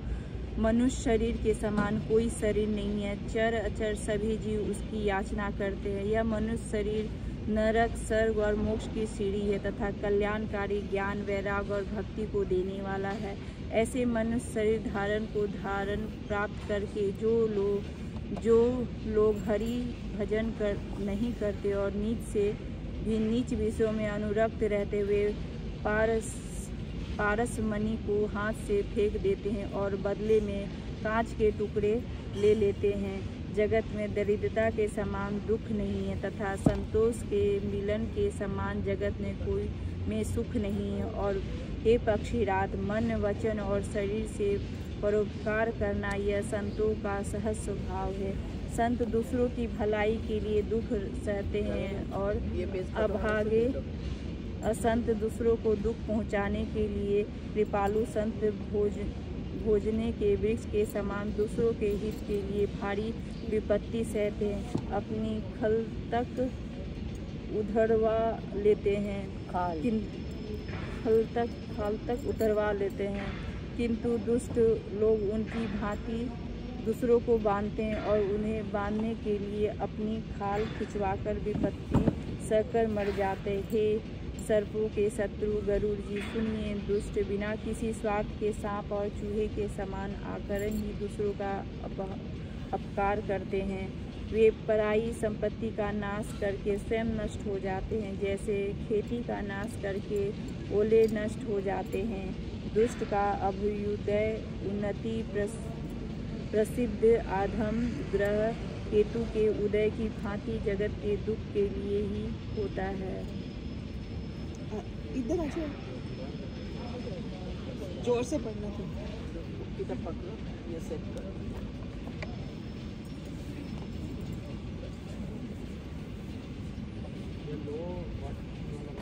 ये खत्म हुआ है ना? हाँ, 21 खत्म हो गया, 22 पढ़ो, 22 नंबर 28 है। और संतों का अभ्युदय सदा ही सुखकर होता है, जैसे चंद्रमा और सूर्यों का उदय विश्व भर के लिए सुखदायक है। वेदों में अहिंसा को परम धर्म माना है और परनिंदों के समान भारी पाप नहीं है। शंकर जी और गुरु जी निंदा करने वाला मनुष्य अगले जन्म में मेढक होता है और वह 1000 जन्मों तक वही मेढक का शरीर पाता है। ब्राह्मणों की निंदा करने वाला व्यक्ति बहुत से नरक भोग कर ही जगत में कोई का शरीर धारण करके जन्म लेता है। जो अभिमानी जीव देवताओं और वेदों की निंदा करते हैं वे रोक नरक में पड़ते हैं। संतों की निंदा में लगे हुए लोग उल्लू होते हैं, जिन्हें मोह रूपी रात्रि प्रिय होती है और ज्ञान रूपी सूर्य जिनके लिए बीत गया अस्त हो गया रहता है। जो मनुष्य सबकी निंदा करते हैं वे चमगादड़ होकर जन्म लेते हैं। हे तात, अब मानस रोग सुनिए, जिनसे सब लोग दुख पाया करते हैं। सब रोगों की जड़ मोह अज्ञान है। उन व्याधियों से फिर और बहुत से शूल उत्पन्न होते हैं। काम बात है, लोभ अपार बड़ा हुआ कफ है और क्रोध चित्त है जो सदा छाती जलाता रहता है।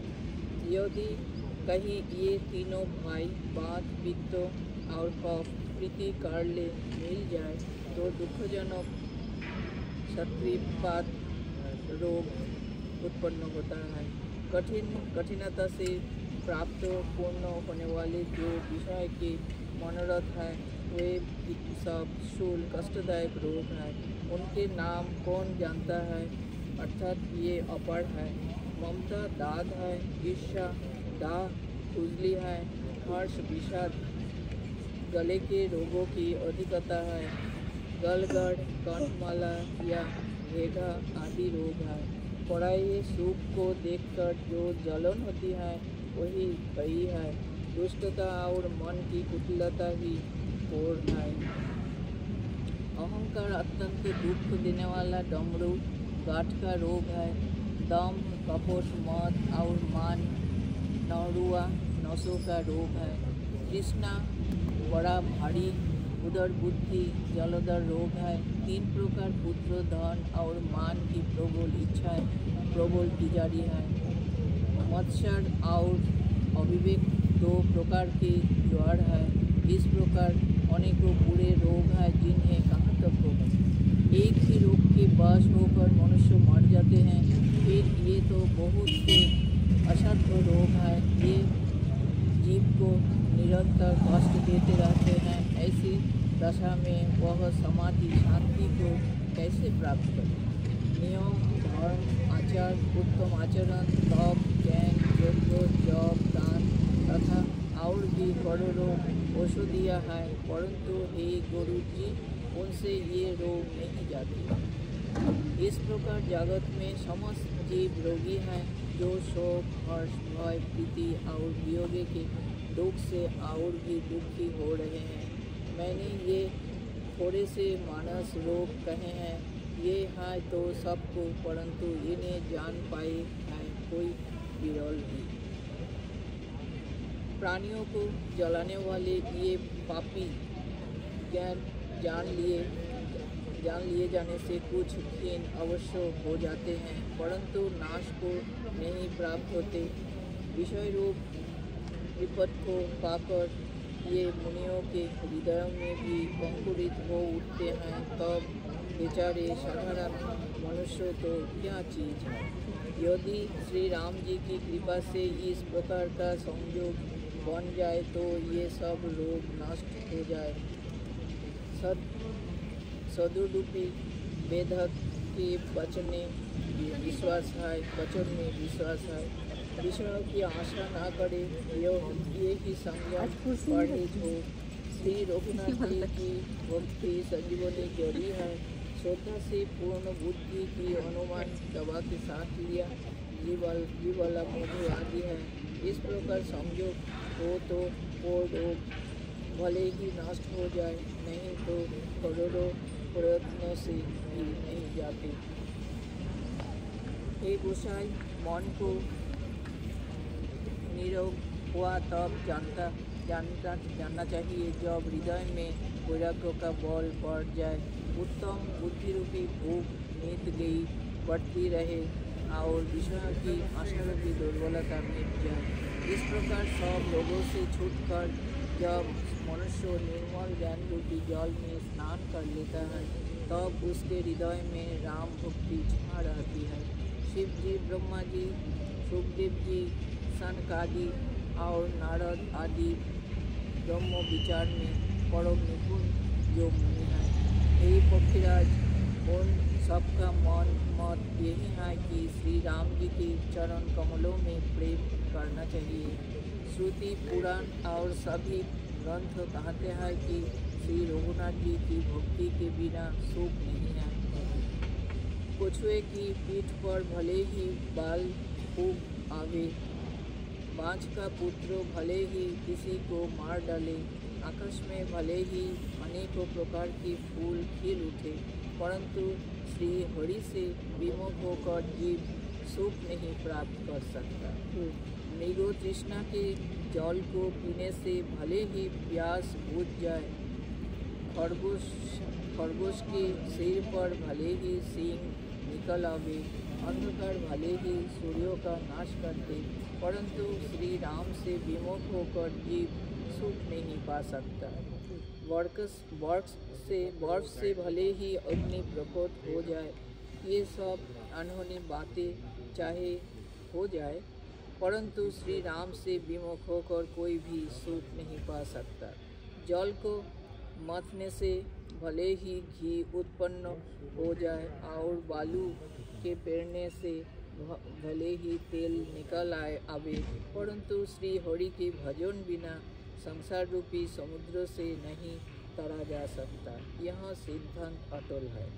प्रभु मच्छरों को ब्रह्मा कर सकते हैं और ब्रह्मा को मच्छर से भी तुच्छ बना सकते हैं। ऐसा विचार कर चतुर पुरुष सब संदेह त्याग कर श्री राम जी को ही बसते हैं। मैं आपसे भली भांति निश्चित किया हुआ सिद्धांत कहता हूँ। मेरे वचन अन्यथा मिथ्या नहीं है कि जो मनुष्य श्री हरि का भजन करते हैं वे अत्यंत दुष्ट संसार सागरों को सहज पार कर जाते हैं।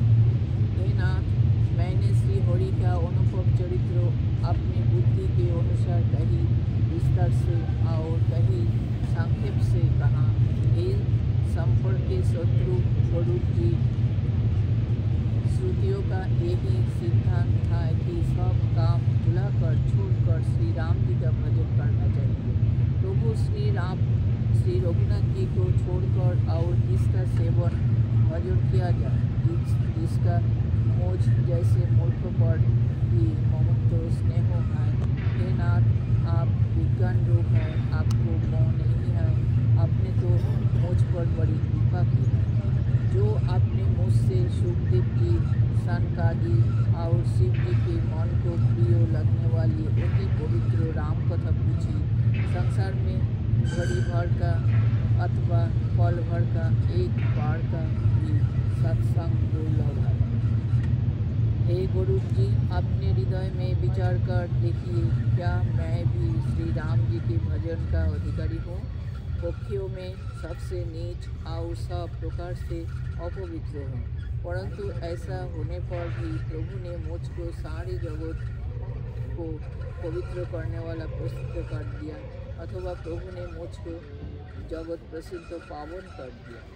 यद्यपि मैं सब प्रकार से ही नीच हूँ, तो भी आज मैं धन्य हूँ, अत्यंत धन्य हूँ, जो श्री राम जी ने मुझे अपना नीच जन जानकर शांत समारोह दिया, आपसे मेरी भेंट कराई। हे नाथ, मैंने अपनी बुद्धि के अनुसार कहा, कुछ भी छिपा नहीं रखा, फिर भी श्री रघुवीर के चरित्र समुद्रों के समान है, क्या उनकी कोई था पा सकता है? श्री रामचंद्र जी के बहुत से गुण समूहों का स्मरण कर के सुजन भुषुंडी जी बार बार हर्षित हो रहे हैं, जिनकी महिमा वेदानों में नीति कहकर गाई है, जिनका बल प्रताप और प्रभुत्व सामर्थ्य अतुलनीय है। जिन श्री रघुनाथ जी के चरण शिव जी और ब्रह्म जी के द्वारा पूज्य है, उनकी मुझ पर कृपा होनी उनकी परम कोमलता है। किसी का ऐसा स्वभाव कहीं ना सुनता हूँ ना देखता हूँ। अतः हे पक्षीराज गरुड़ जी, मैं रघुनाथ जी के समान किसे गिनूं, समझूं किसके? साधक सिद्ध जीवन मुक्त उदासीन कवि विद्वान कर्म रहस्यों की ज्ञाता सन्यासी योगी सूरवीर बड़े तपस्वी ज्ञानी धर्मपरायण पंडित और विज्ञानी, ये कोई भी मेरे स्वामी श्री राम जी का सेवन भजन किए बिना नहीं कर सकते। मैं उन्हें श्री राम जी को बार बार नमस्कार करता हूँ, जिनकी स्मरण जाने पर मुझ जैसे पापराशि भी शुद्ध पाप रहित हो जाते हैं। उन अविनाशी श्री राम जी को मैं नमस्कार करता हूँ, जिनका नाम जन्म मरण को औषध और तीनों भयंकर पीड़ाओं आदि भौतिक और आध्यात्मिक दुखी को हरने वाला है। वे कृपालु श्री राम जी मुझ पर और आप पर सदा प्रसन्न रहे। भुषुंडी जी के मंगलमय वचन सुनकर और श्री राम जी के चरणों में उनका अतिशय प्रेम देखकर संदेह से भली भांति छूटे गए गरुड़ जी प्रेम सहित वचन बोले।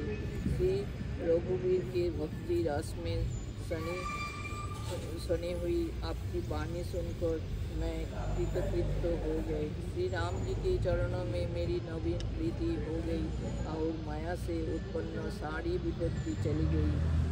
मोहरूपी समुद्रों में डूबते हुए मेरे लिए आप जहाज हुए। हे नाथ, आपने मुझे बहुत प्रकार के सुख दिए, परम सुखी कर दिया। मुझसे इसका प्रत्युत्तर उपकार के बदले में उपकार नहीं हो सकता। मैं तो आपके चरणों की बार बार वंदना करता हूँ। आप पूर्ण काम हैं और श्री राम जी के प्रेमी हैं। हे तात, आपके समान कोई बड़भागी नहीं है। शांत पृथ्वी, नदी, पर्वत और पृथ्वी सब क्रिया कराई देश के लिए होती है।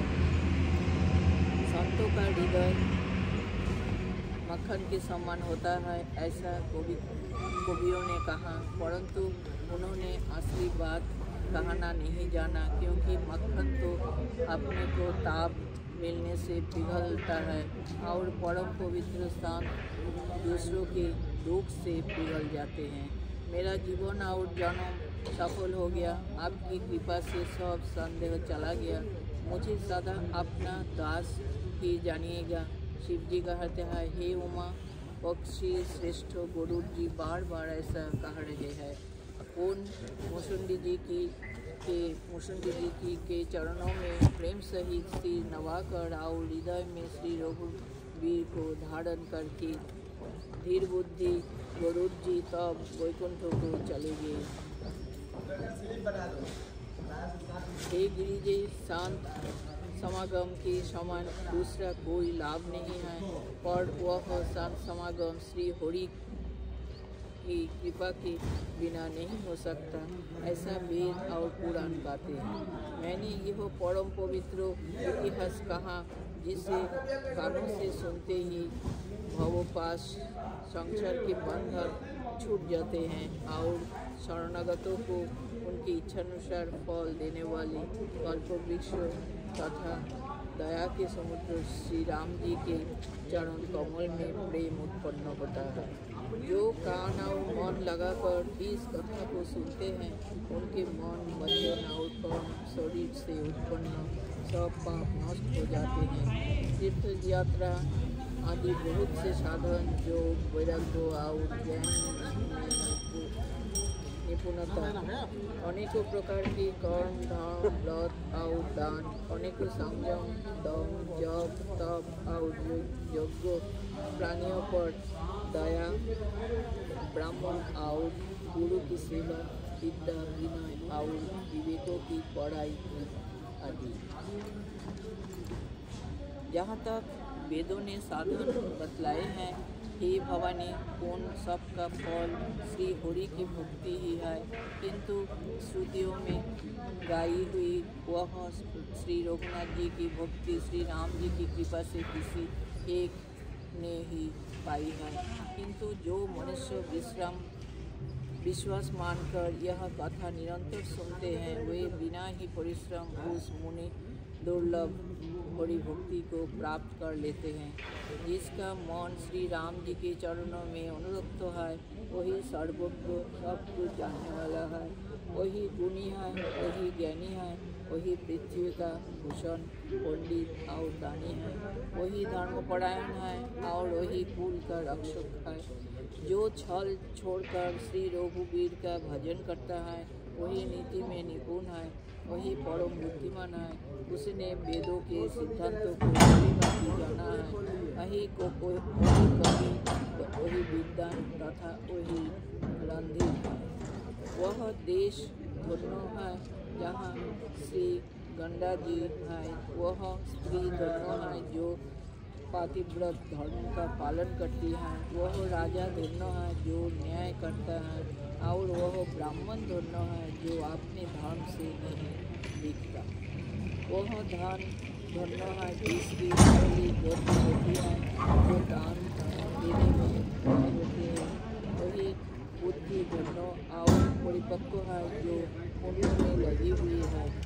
वही घड़ी धन्य है जब सत्संग हो, और वही ज्ञान धन्य है जिसमें ब्राह्मण की अखंड भक्ति है। धर्म की तीन गतियाँ होती हैं, दान, भोग और ज्ञान। दान उत्तम है, भोग मध्यम है और नाश नीच होती है। जो गुरु देता है, न भोगता है, उसके धन की इसकी गति सुनो, वह 5 मिनट है और परम पवित्र है, जिसमें श्री रघुवीर परायण अनन्य ब्राह्मण को मैंने अपनी बुद्धि के अनुसार यह कथा कही, यद्यपि पहले इसको छिपा कर रखा था।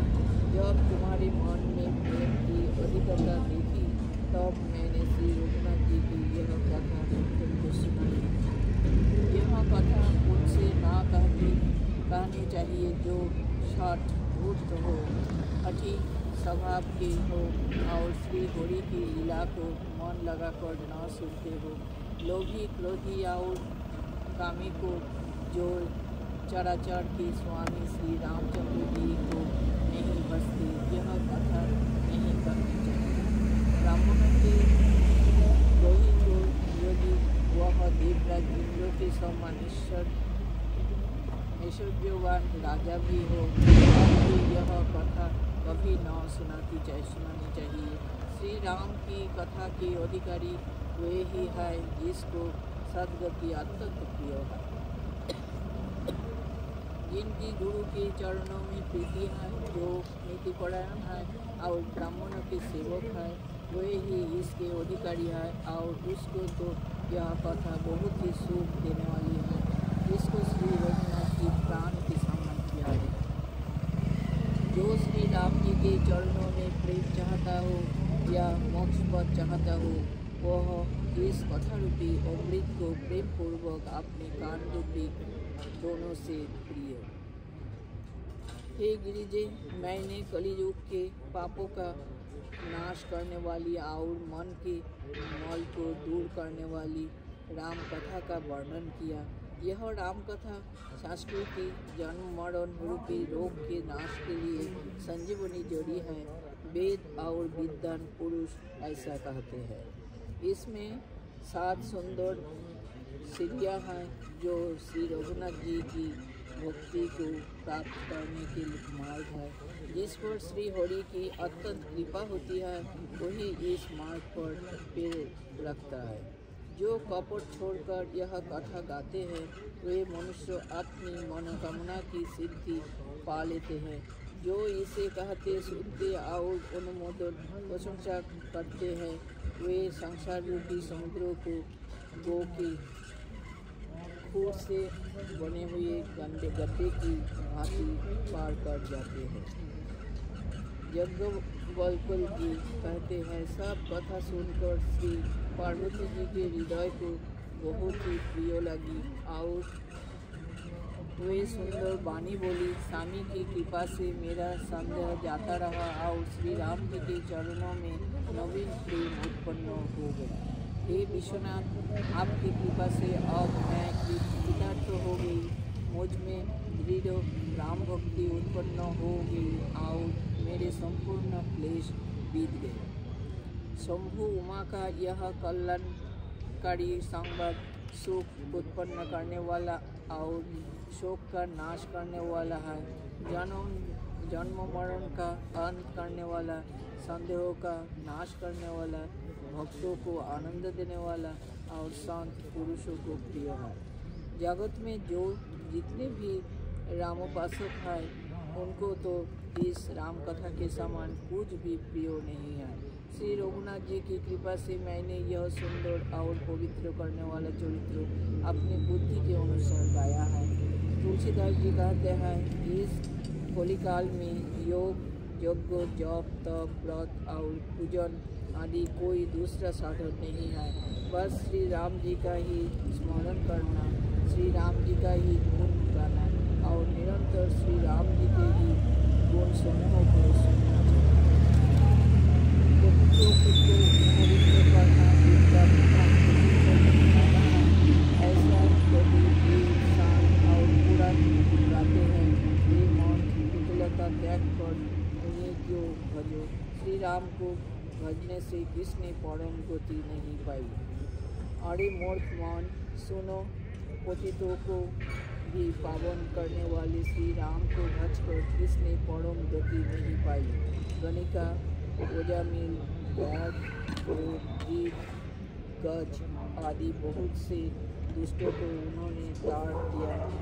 आमिर, जवन, किरान, खस, शपच, चंडाल आदि जो अत्यंत पाप लोग भी हैं, वे भी केवल एक बार जिनका नाम लेकर पवित्र हो जाते हैं, उन श्री राम जी को मैं नमस्कार करता हूँ।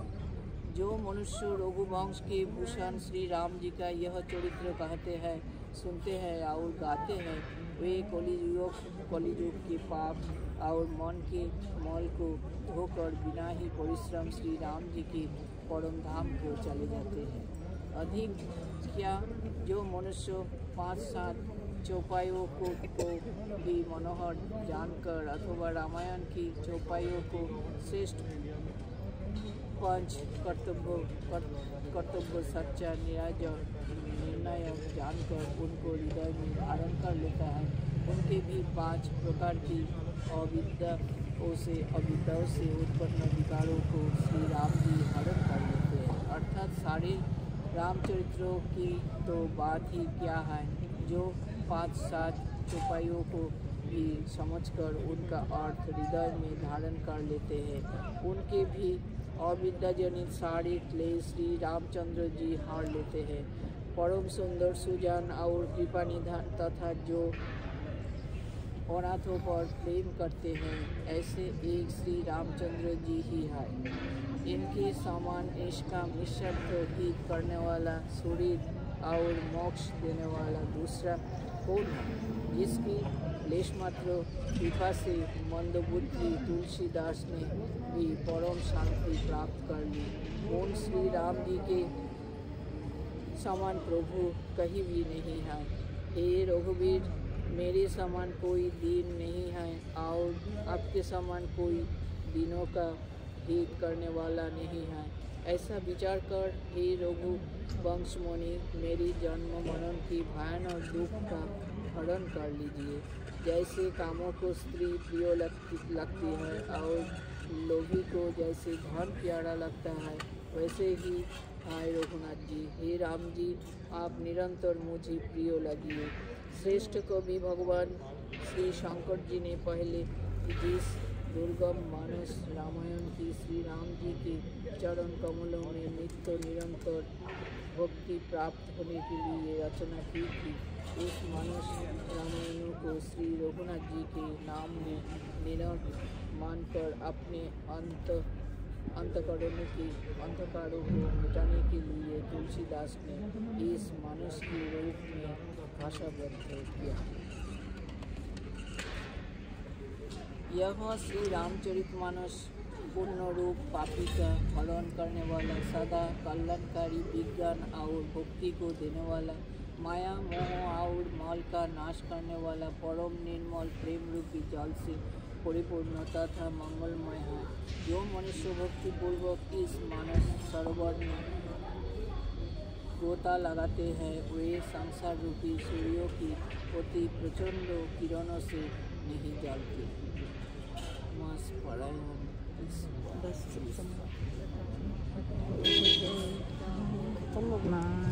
राम लक्ष्मण जानकी सदा करो कल्याण।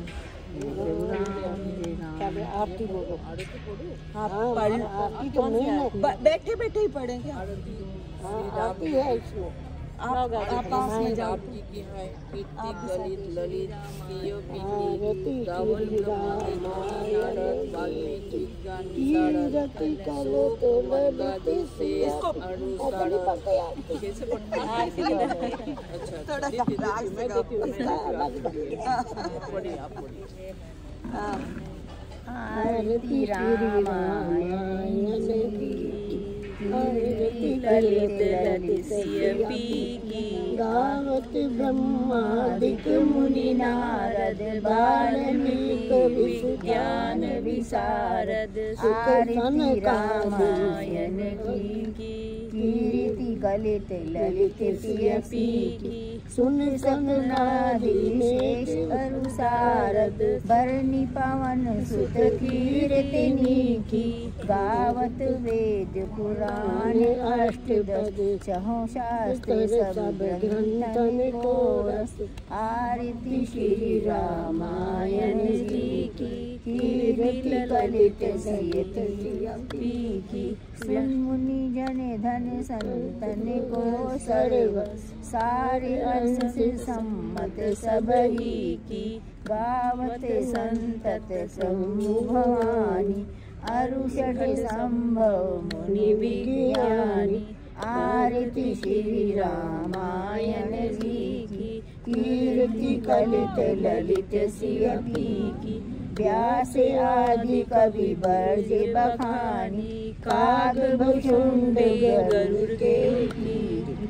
आरती श्री रामायण जी की कीर्ति कलित ललित सियपी की कलिमल हरणी शैरस की सुभग श्रृंगार मुक्ति युवती की।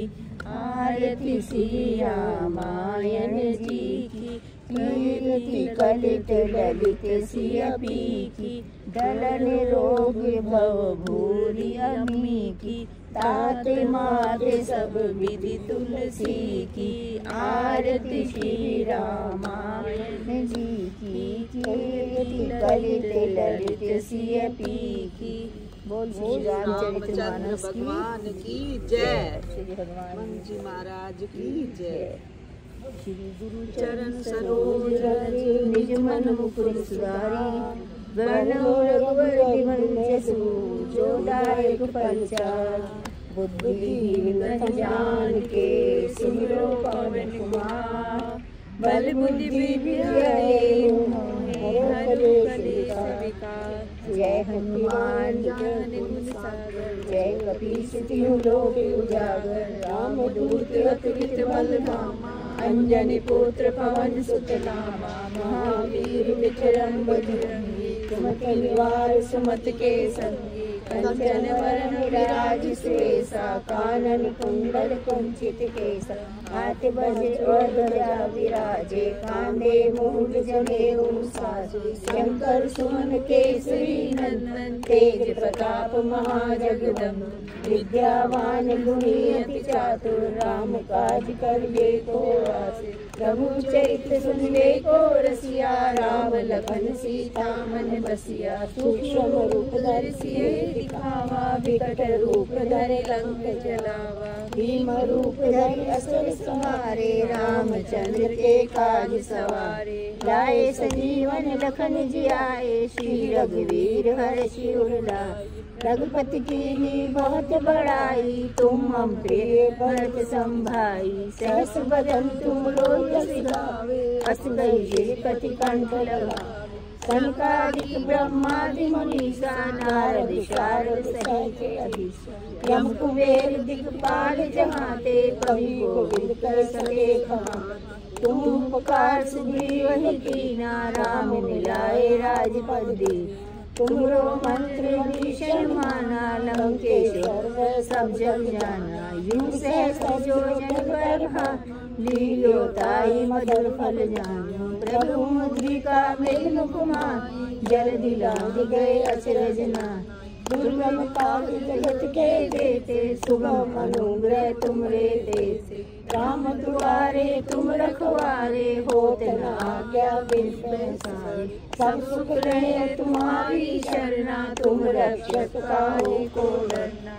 आपन तेज समारो आपे, तीनों लोक हाँकते कांपे, भूत पिशाच निकट नहीं आवे, महावीर जब नाम सुनावे, नाशे रोग हरे सब पीरा, जपत निरंतर हनुमत वीरा, संकट से हनुमान छुड़ावे, मन क्रम वचन ध्यान जो लावे, सब पर राम तपस्वी राजा, तिनके काज सकल तुम साजा, और मनोरथ जो कोई लावे, सोई मत जीवन फल पावे, चारों युग प्रताप तुम्हारा है, प्रसिद्ध जगत उजियारा, साधु संत के तुम रखवारे, शरण कंदन राम दुलारे, अष्ट सिद्धि नव निधि के दाता, असवर दीन जानकी माता, राम रसायन तुमरे पासा, सदा रहो रघुपति के दासा, तुमरे भजन राम को भावे, जन्म जन्म के दुख बिसरावे, अंत काल रघुवर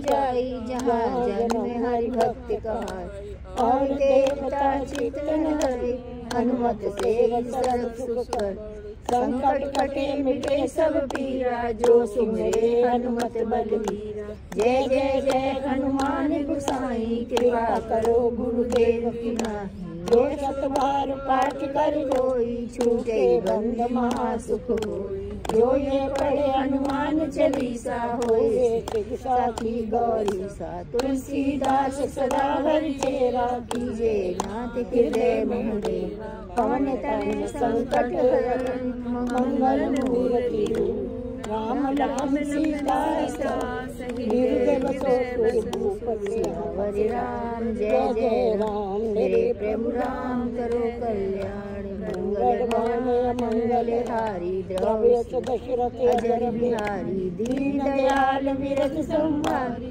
हरो नाथ मम संकट हारी। शंकर भगवान की जय। हनुमान जी महाराज। राम राम एक, राम राम दो, राम राम तीन, राम राम चार, राम राम पाँच, राम राम छः, राम राम सात, राम राम आठ, राम राम नौ, राम राम 10, राम राम 11, राम राम 12, राम राम 13, राम राम 14, राम राम 15, राम राम 16, राम राम 17, राम राम 18, राम राम 19, राम राम 20, राम राम 21, राम राम 22, राम राम 23, राम राम 24, राम राम 25, राम राम 26, राम राम 27, राम राम 28, राम राम 29, राम राम 30, राम राम 31, राम राम 32, राम राम 33, राम राम 34, राम राम 35, राम राम 36, राम राम 37, राम राम 38, राम राम 39, राम राम 40, राम राम 41, राम राम 42, राम राम 43, राम राम 44, राम राम 45, राम राम 46, राम राम 47, राम राम 48, राम राम 49, राम राम 50, राम राम 51, राम राम 52, राम राम 53, राम राम 54, राम राम 55, राम राम 56, राम राम 57, राम राम 58, राम राम 59, राम राम 60, राम राम 61, राम राम 62, राम राम 63, राम राम 64, राम राम 65, राम राम 66, राम राम 67, राम राम 68, राम राम 69, राम राम 70, राम राम 71, राम राम 72, राम राम 73, राम राम 74, राम राम 75, राम राम 76, राम राम 77, राम राम 78, राम राम 79, राम राम 80, राम राम 81, राम राम 82, राम राम 83, राम राम 84, राम राम 85, राम राम 86, राम राम 87, राम राम 88, राम राम 90, राम राम 91, राम राम 92, राम राम 92, राम राम 93, राम राम 94, राम राम 95, राम राम 96, राम राम 97, राम राम 98, राम राम 99, राम राम 100, राम राम 1, राम राम 2, राम राम 3, राम राम 4, राम राम 5, राम राम 6, राम राम 7, राम राम 8। ये माला पूरी हुई मन 108 मनोकामना पूरी हो नित्य करे जो पास। हरे राम जय जय राम मेरे प्रभु राम करो कल्याण मंगल कल्याण हरि राम। अजर बिहारी दीन दयाल बोलो श्री राम के भगवान की जय। हनुमान जी महाराज की जय।